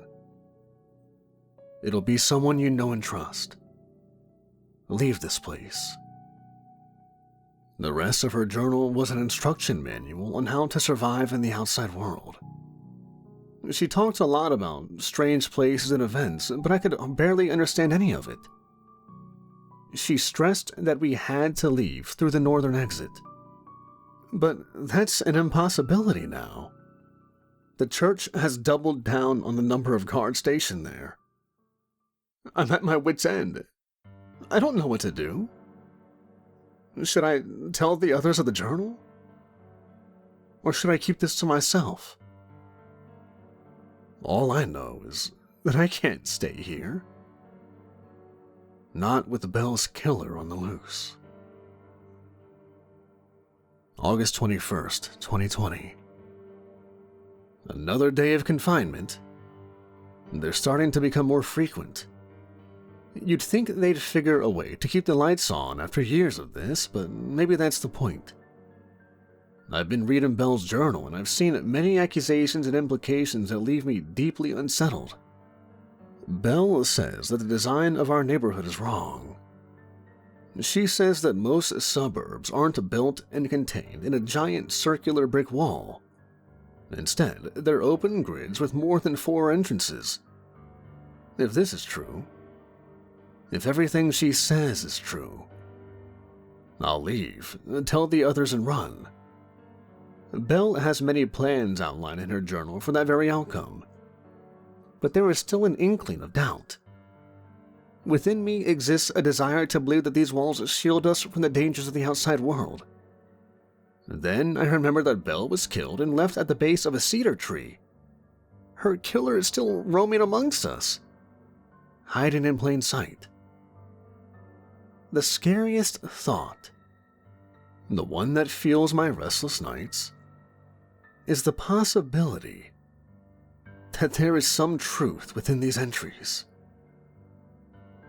August 22nd, 2020. Elle again. Things have only deteriorated since yesterday. Father John called an emergency day of confinement for the first time. I've seen enough firsts for a lifetime, but they just keep piling on. The smart thing to do would be to accept it and start bracing for the ones I'll encounter in the future. That would be what Belle would do. But I'm not Belle and she's not here anymore. During confinement, Father John gathered a group of men, Belle's dad among them, and went door to door checking to see if anyone was missing. If I had to guess, it was to see if anyone was willing to break the rules, painting them as suspects. I don't think Belle's killer would be dumb enough to give themselves away that easily. Someone capable of doing something so horrible would be adept at hiding. They'd have to be. Her killer had been here from the very start. I'm only left to wonder why. After the search, confinement was lifted, and we were free to leave our homes. It was apparent by how empty the streets outside were that no one dared to leave. I stayed indoors, rereading Belle's journal. So much of it seemed nonsensical or perhaps even a bit hysterical. Passages of lumbering giants afraid of light, how the color of doors hint at what's behind them, and rants about how the streetlights watch our every movement. It feels like peeling back a layer of her brain and looking into some dark corner. I wonder how long she kept it to herself, or if her mind was poisoned by her trip to the outside. Most terrifying is the fact that, more often than not, I catch myself humoring her, choosing to see that twisted section of the brain as a part that holds truce. August 25th, 2020. Entry 1. Over the past few days, I've been sneaking snippets of information to the others. Caden and Colt mainly, but I've chosen to keep the finicky Juniper in the dark. I want to at least go over the things that Belle has written down, most urgently, who killed her. The adults are planning to have a meeting on our street. Getting all four of us alone in my room shouldn't arouse suspicion, but it will be much more challenging to communicate afterward. The parents have a steel grip on their children as of late. Can't say I blame them either. If only the others had cell phones so I could send this information over a letter. I've got to go now. But on a final note, I think I'm going to avoid the streetlights as much as possible. Entry 2. The meeting with Caden, Colt, and Juniper went far smoother than I had anticipated. The adults had worked themselves into some kind of commotion that lasted quite a while. No one questioned our absence. Silence fell between us when I broke the news of the killer likely being a well-known resident. Even Juniper was less speechless. So, what then? Colt broke the silence. I don't know what to believe. What do you mean? Do you think she would lie about Belle? Juniper, you know that Elle was her closest friend, said Colt. I have her diary. I found it. On her when I found her. We spent the next few minutes looking through her entries, Juniper growing more reserved with each one. What could any of this mean? You know what she's implying, right? Asked Colt. Do you think that maybe her trip made her a bit nutty? Asked Caden. I've considered it, but I'm not sure. As long as the possibility exists that a single entry is true to exist, I think we owe it to her to see it through the end. I think there's truth in it, said Juniper. What do you mean? You're usually the first one to protest and accuse. What's changed this time? It's just the part about the doors and the colors. I've heard it before. My dad once told me when I was little to watch out for the colors of doors. He said some aren't meant to be open, especially if they're red, green, or black, Juniper answered. I flipped back the page that discussed doors and the meanings of their colors and read it aloud.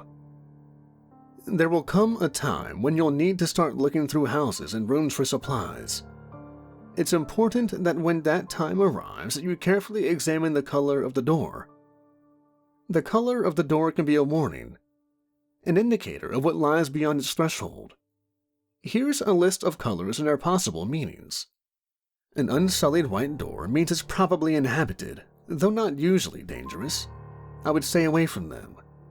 If the color is brown or a faded white, then it's entirely safe. Green means hunger. Whatever lies beyond it hungers in one way or another. Stay away if you don't want to feed it. Gray means life. This could be a curse or a blessing, so I'd recommend playing it safe and avoid this one. Black means death. Never good, so you should never open them.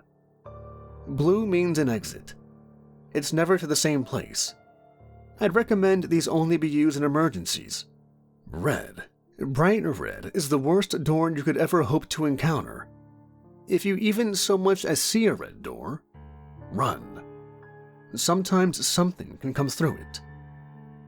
Why would Belle write something like this? Asked Caden. Juniper was pale and wide-eyed. She gulped before she spoke her next words. Did you guys notice the colors of all the doors here? Yeah, they're all brown, except for the church doors, Colt said. Now I was the one pale and bug-eyed. I croaked out the rest in a hushed wheeze, as if speaking it would magnify its weight. The church doors are bright red. August 26, 2020. I don't think anyone left unconvinced yesterday. If Juniper was vouching for her, then it solidified that Belle was onto something. The precarious situation I found myself entangled in called for some measure to ensure my safety. I shuddered thinking about going the way the Harrisons did. I want to prevent something like that from ever reoccurring. I keep my cell phone and charger on me at all times, and I've strapped Belle's journal to my hip. I've set plans to scout out the 4 exits, just in case we ever need to leave at a moment's notice. We have the right one chosen. I've come up with a way of communicating with others without bringing too much attention to ourselves. Colt and Caden are across the street from Juniper, and I can see Colt's bedroom window from her backyard a street over. If I leave my lights on past 7 with the curtains half drawn, that means it's safe to come over. If I leave the lights on with the curtains completely open, that means to meet in the creek in the eastern quadrant. Anything else means to stay put. Colt has the responsibility of mimicking my curtain state to keep Juniper in the loop. I find it quite ingenious, though I haven't gotten the chance to use it. There is one last card left in my deck, but this one relies on a bit of luck. In 4 days, it's possible that a night of fate occurs and all the streets and quadrants rearrange. It only ever happens at the end of the month and only rarely. It's been 7 months since the last rearrangement has occurred, so we're overdue. Our house is currently in the southwest quadrant. If our street is shifted into the northeastern quadrant, it'd be perfect. But things rarely line up like that. Regardless, the change happens overnight when everyone is asleep.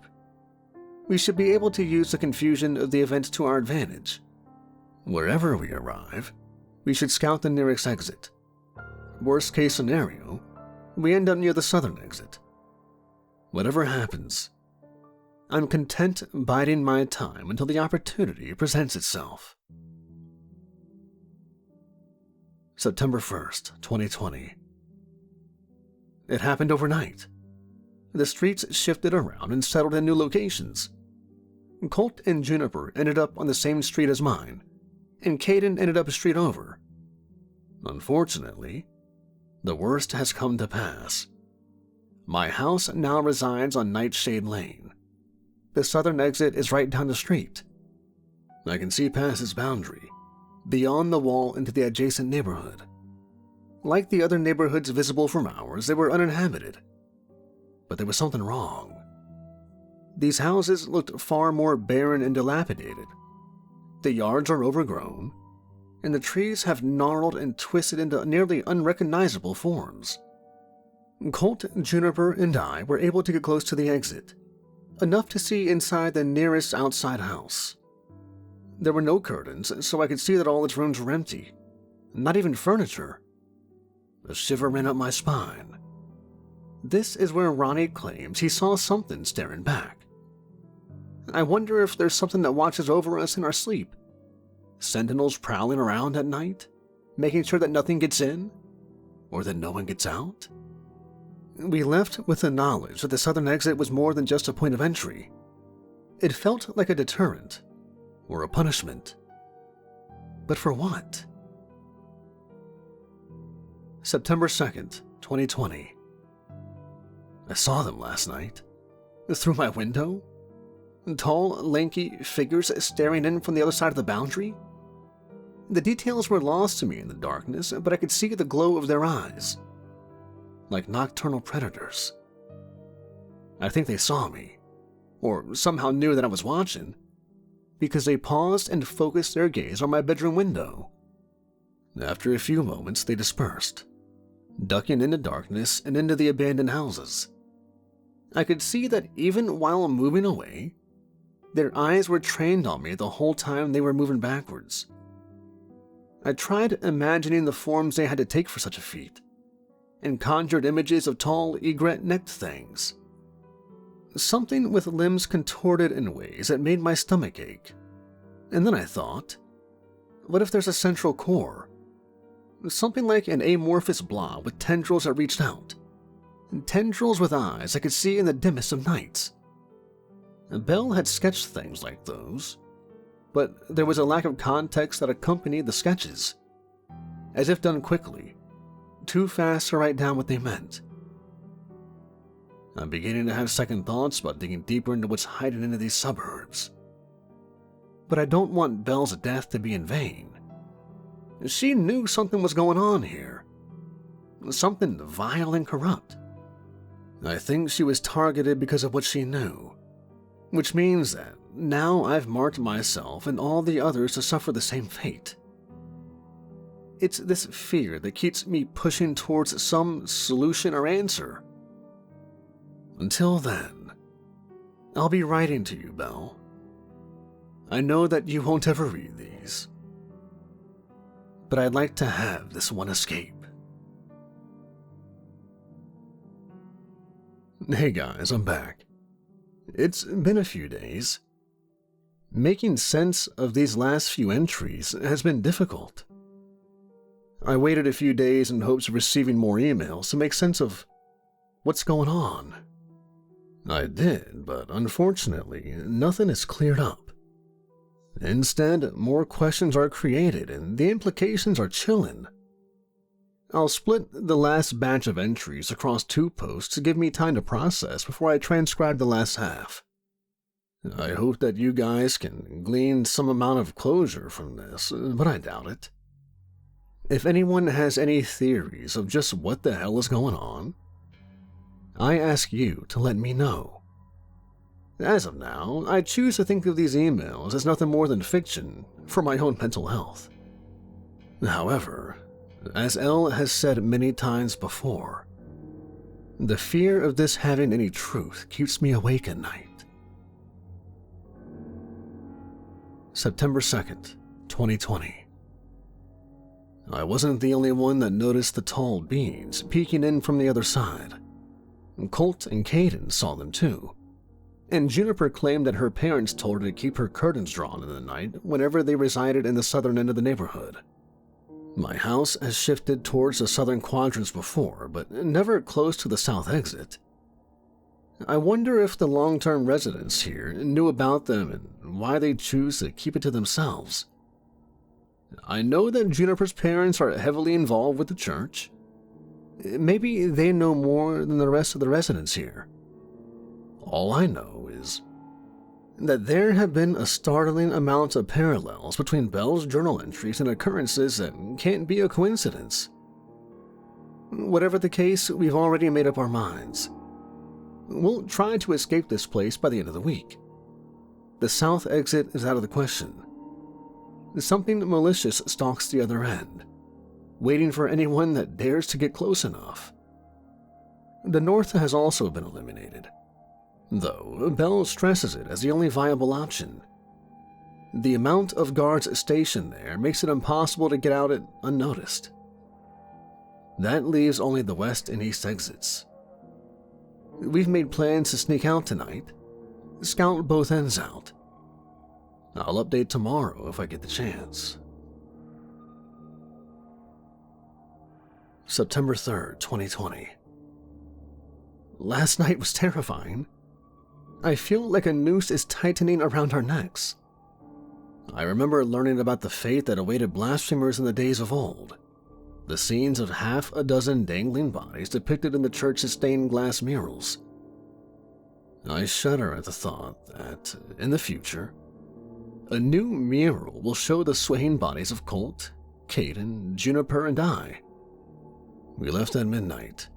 With as light-footed as possible, we jogged down the street towards the east, avoiding the eerie orange glow of the few streetlights around. The night draped a new veneer over the suburbs. Everything seemed much more sinister under the moonlight. Strange shadows warped, twisted, and snaked along our path as we moved from street to street. When we finally arrived at the eastern exit, crouched and hidden by the small bride stretched across the even smaller creek, we saw old man Ferris asleep, rifle in hand, on a rocking chair. The suburbs beyond the threshold of the eastern exit were lit under the dim street lights and occasional porch light. It's worth noting that this was the first time I had seen outside housing having any lights or even signs of being inhabited. Not wanting to wake old man Ferris, we made our way to the other side of the suburbs toward the western exit. The southeastern quadrant had always been unnerving, its tall redwoods acting like natural walls. As the streets wound deeper into the other end, they formed an impenetrable tree labyrinth. The thick tree canopy always cast shadows, and on this night, only small beams of filtered moonlight illuminated our path. We were trying to avoid streetlights, so we walked in forested space between each street. The sharp angles were unnatural, and the houses surrounding us on both sides were like monoliths that we had to avoid at all costs. As we passed a church across the street, on the edge of the northwestern quadrant, I saw Caden and Juniper visibly shudder at the sight of its bright red double doors. Colt made an unwelcome comment about how he thought he saw its doorknob jiggle. We could have gone behind the church, through the woods, but I refused to go near that place ever since Belle's murder. When we finally hit the edge of the wall, we followed its curve until we stood in front of the exit and knew that the choice of which one to use was cemented here. Closer than ever before, we looked at the world beyond it. There was no one around to stop us from leaving right then and there, but the air here was thick with something malevolent. "You smell that?" asked Caden. "It's stronger at night. The smell of burning wood," I said. "The doors are white, the ones I can see anyways." "Juniper, do you believe that there's something living behind them?" asked Colt. "I can see a few chimneys. What if that's where the scent is coming from?" said Caden. I stayed quiet, knowing the implication was that it was decided that under no circumstances would we use this exit. East it would have to be, but there was still the obstacle of old man Ferris. The trek back home was done in a different kind of silence, something both somber and charged with excitement. By the end of this week, we would finally be free of this place. I was so excited I didn't even bother to freak out about the towering sentinels peering over the wall and into Nightshade Lane. September 3rd, 2020. Father John is on to us. I know it. He dropped strange hints and thinly veiled threats about the fate that awaits those who dare betray the community. He went on a sermon about the origins of our little place, about how much the elders had sacrificed to find this little slice of paradise. He claimed that to be free of the world around us was nothing less of a blessing. If only the youth knew the degeneracy we escaped, the deals we made, maybe they wouldn't work so hard to undermine us. It upset some of the parishioners that the first service since Belle's death would take such an aggressive tone. I tried my best to ignore it, knowing that soon I would be free of this place. I could tell by how Juniper wrung her hands that she was having second thoughts. I have to talk to her soon. Until next time, L.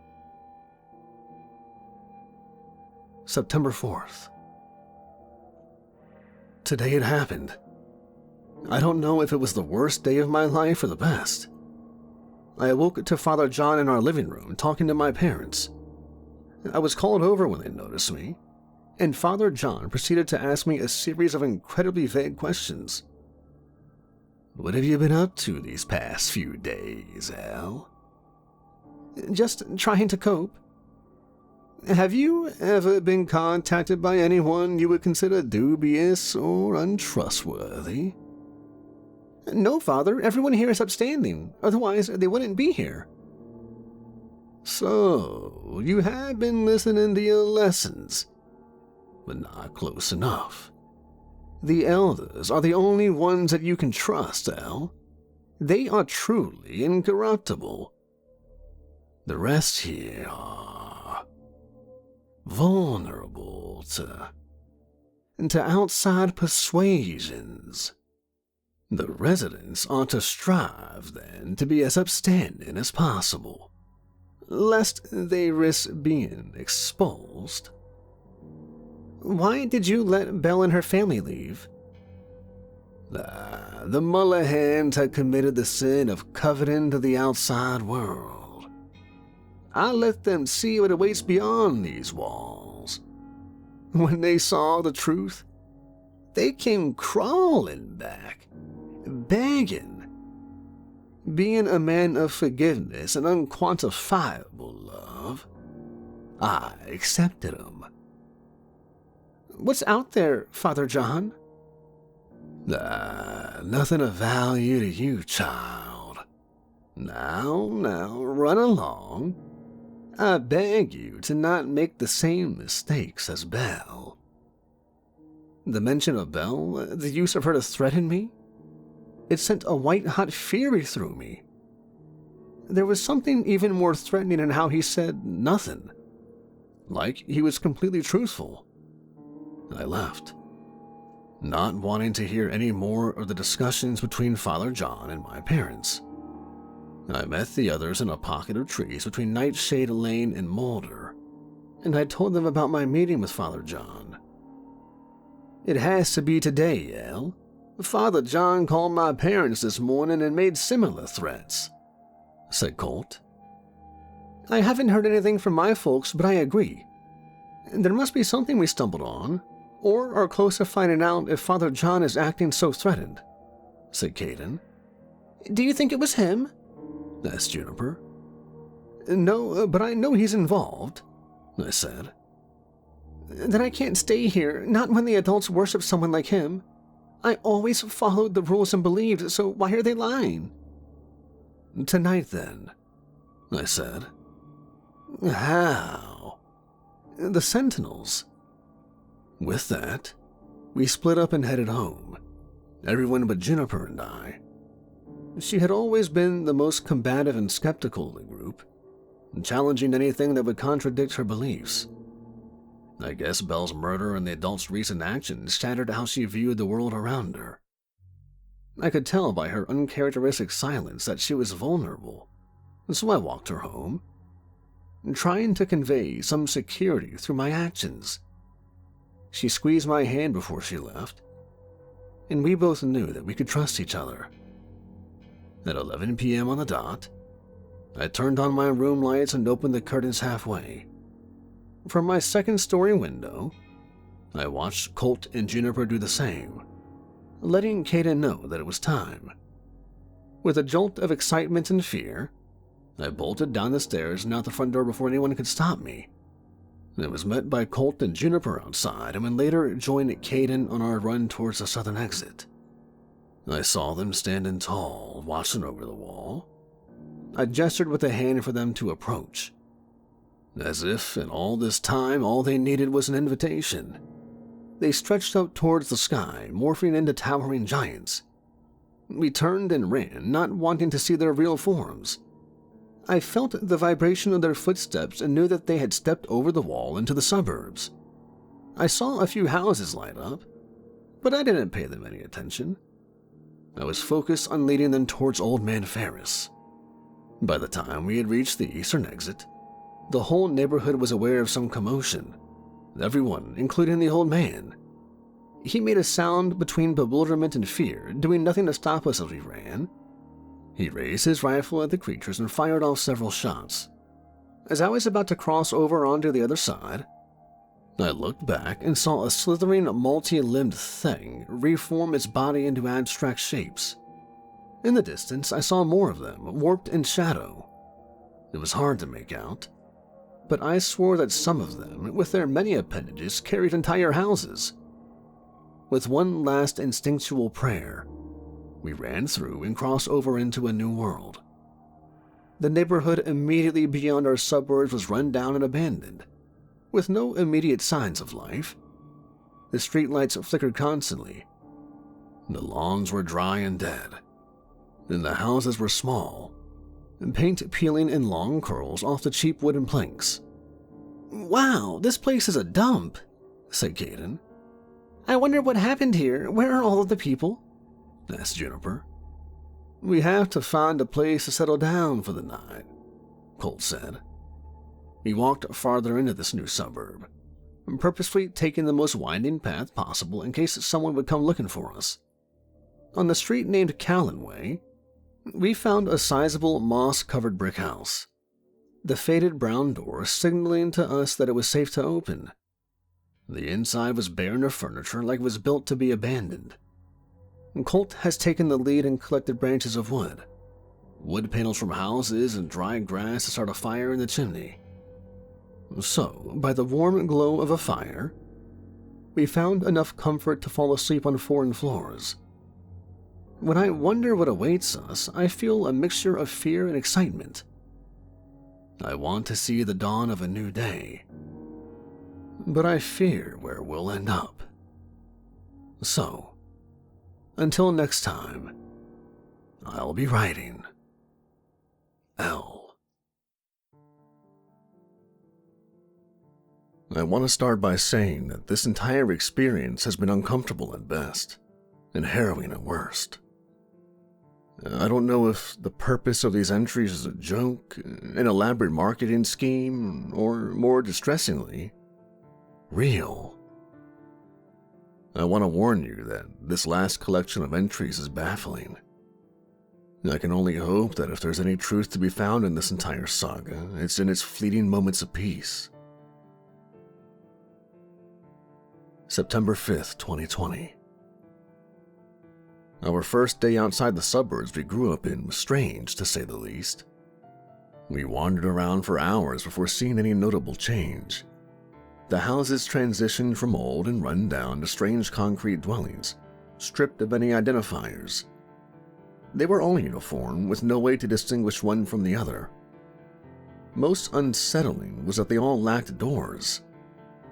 Belle hadn't mentioned anything about these strange structures.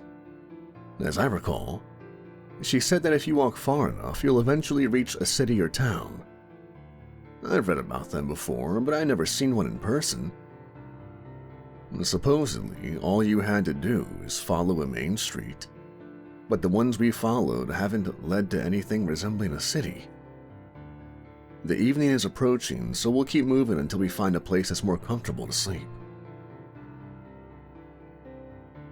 September 6, 2020. Last night something followed us. After we found our way out of yesterday's labyrinthian concrete suburb, we reached something a bit more familiar. The houses were perched atop hilly streets, and they looked well kept and lived in. Dense but well-trimmed shrubs and trees boxing the borders of most homes. We knocked on a few of the doors, and when no one answered, we picked the nicest place and broke in. This house was different from the others we had seen because it was fully furnished and even had beds. By the time night had fallen, all four of us had gathered mattresses in the master bedroom and had laid down upon them, ready for sleep. I slept for a few hours before I was awakened by a concerned Colt. He whispered, "I heard someone knocking on the front door." "What did we do?" I asked. Colt only put a finger to his lips and hushed us. A series of quick, sharp knocks rang out as he did. We followed him downstairs and out the house's back door, jumping a waist-high fence into the background of an adjacent home. It was dark now, and the lack of streetlights made it hard to navigate. As my eyes struggled to adjust, I thought I heard Juniper say that the door was immaculate white, as if that explained what we had just experienced. We eventually found our way onto a road that went into a patch of forest, and as we stepped into it, I thought I saw movement from behind us. I couldn't make out anything like shape, but I did pick up a slight change in the darkness, as if something shifted its weight and orientation. Once inside the forest, we walked a mile or so. The hill-perched houses looked down on us from only a few hundred yards away. We huddled together under a large tree and fell asleep. In my last moments of consciousness, I saw something shift again. In the light of a dim moon and starless night, I saw something watch us from a dark corner. September 7th. I awoke this morning, tired and sore. Caden complained about his back pain, and Juniper thought she would never recover from her soreness. To his credit, Colt remained ever stoic, not even showing obvious discomfort. It was here, underneath the canopy of a sparse forest, that we read select entries from Belle's journals. After a particularly unsettling passage about the dangers of catching the attention of a stalking presence, we came across a recommendation to travel at night. The simple explanation was that it was too dangerous to let one's guard down at night. And so, without much discourse, we settled on resting during the day and trekking through the maze of suburbs at night. We settled down under a comfortable patch of softened leaves and moss and tried to sleep, aware of the beds contained in the nearby houses. September 9th. The last few days have been hellish. The entity that has been stalking us is still persistent, and it's doing a fine job at slowly driving us insane. During the night, we see it dip behind corners and crouch to hide beneath bushes. The only respite we have is that it doesn't seem active during the day. Since the last entry, we've broken into quite a few houses. I chose to sporadically charge my cell phone in those that had electricity. Other than that, we've moved away from the hills and into the strangest suburbs yet. We're currently lost in an area with long stretches of empty roads, and only the outlines of houses remained. It was as if a giant had plucked off the ground. But for what purpose? Other than that, we've been subsisting entirely off of the occasional fruit tree and tap water.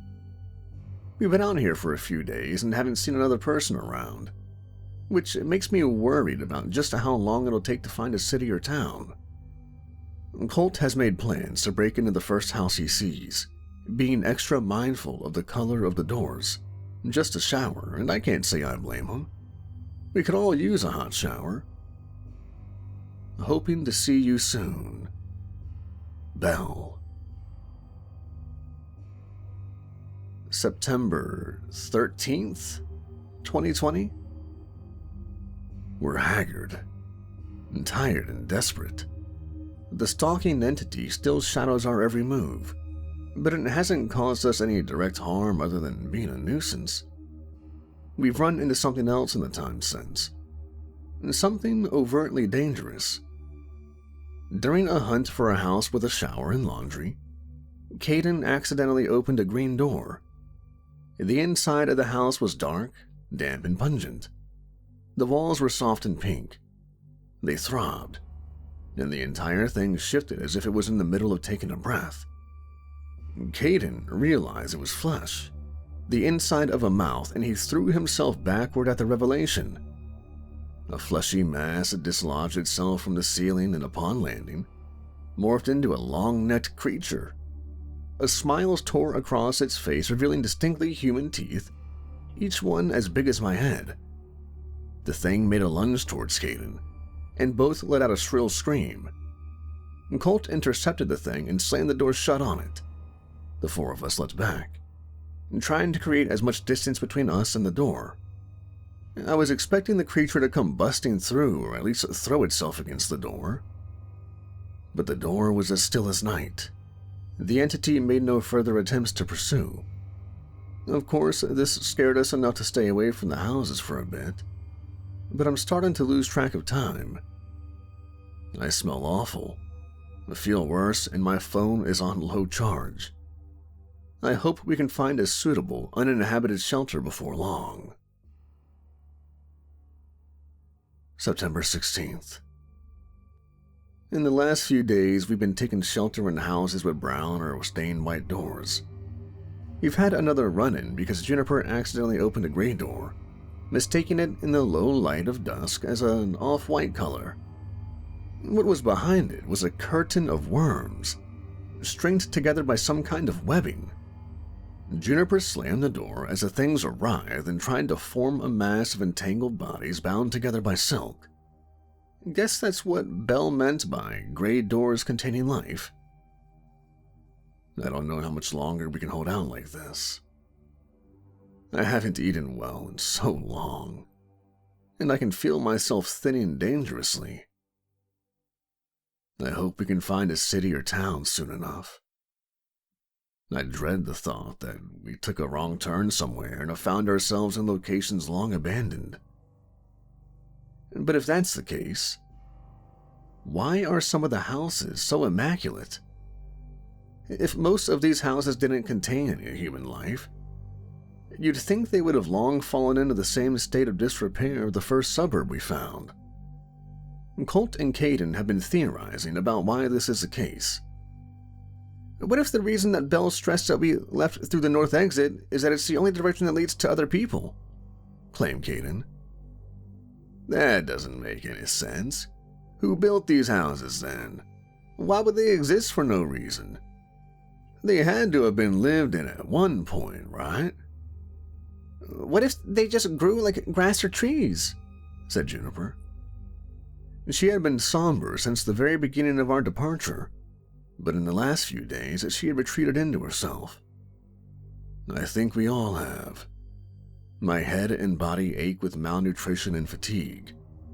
The journal that Belle left has become raggedy and is starting to fall apart.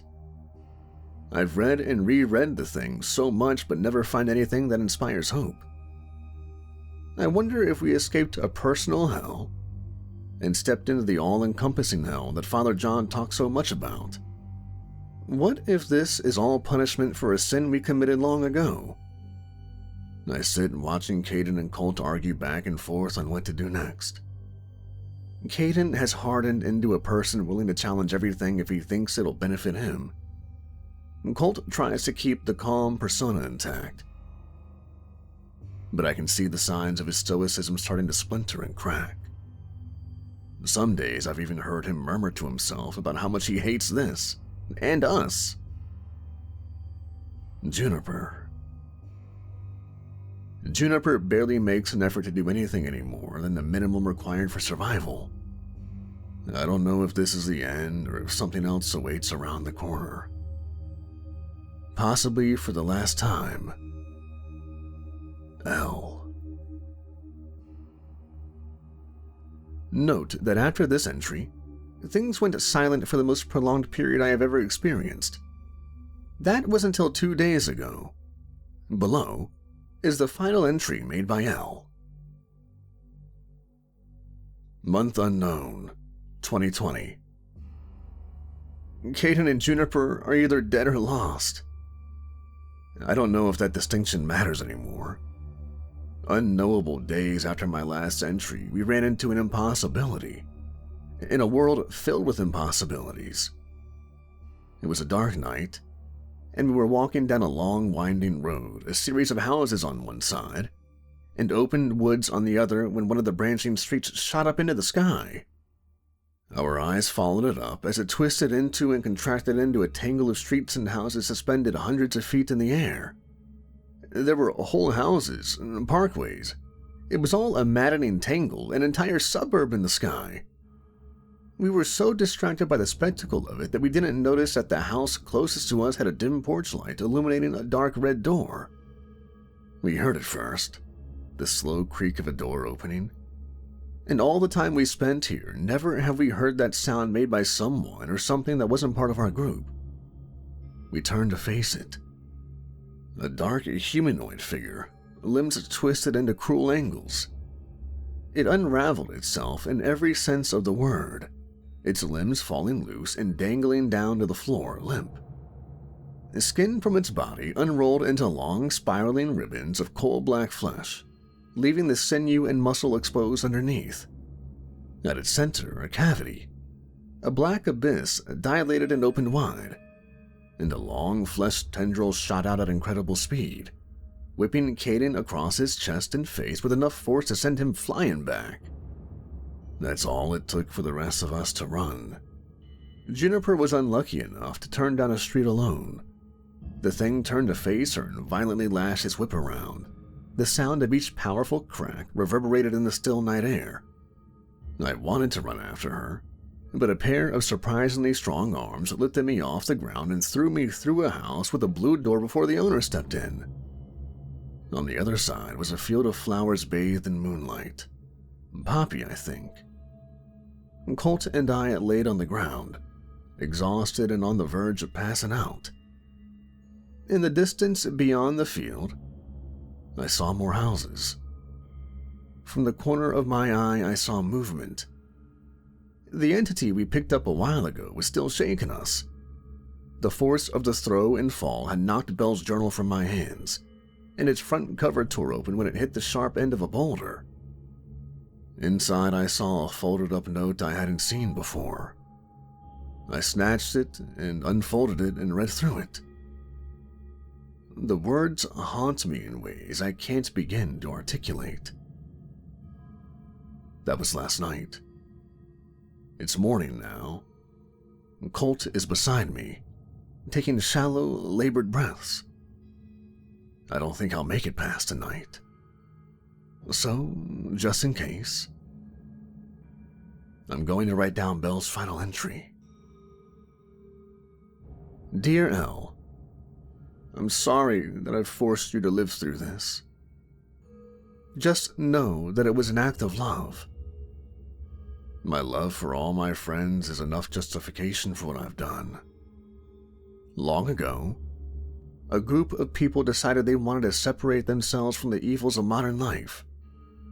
So, through some force, be it an arcane ritual or the blessing of a dark god, they founded our suburbs. I don't know how long it's been since, but the oldest adults vaguely remember what the world beyond our suburb was like.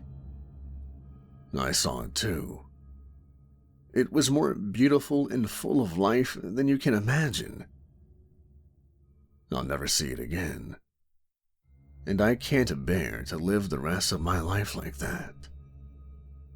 So, I'll give it to you, Juniper, Colt, and Caden. I've decided to die.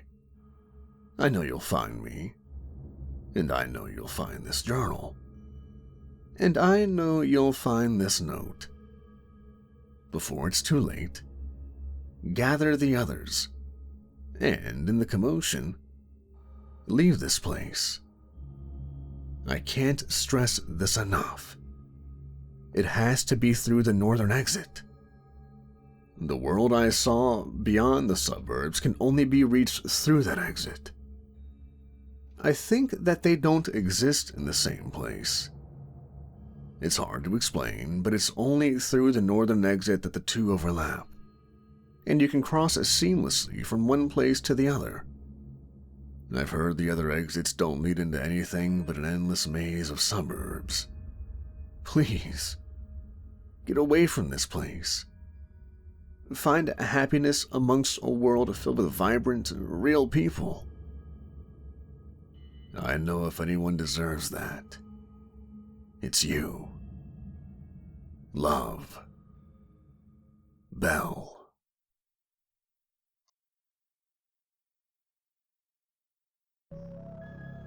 Hey everybody, Kevin here from Nightmares Nightly. If you made it this far, I want to thank you all for listening. I also want to take a minute to let everybody know that I'm going to be setting up a YouTube membership page soon that I hope to bring videos to every week.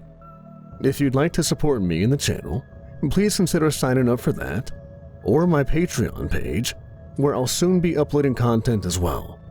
I'd like to give a huge shout out to my current patrons, Ashley, Mars, Amy, and Zarin Ray, for supporting me in what I do. And as always, thanks for listening, everybody.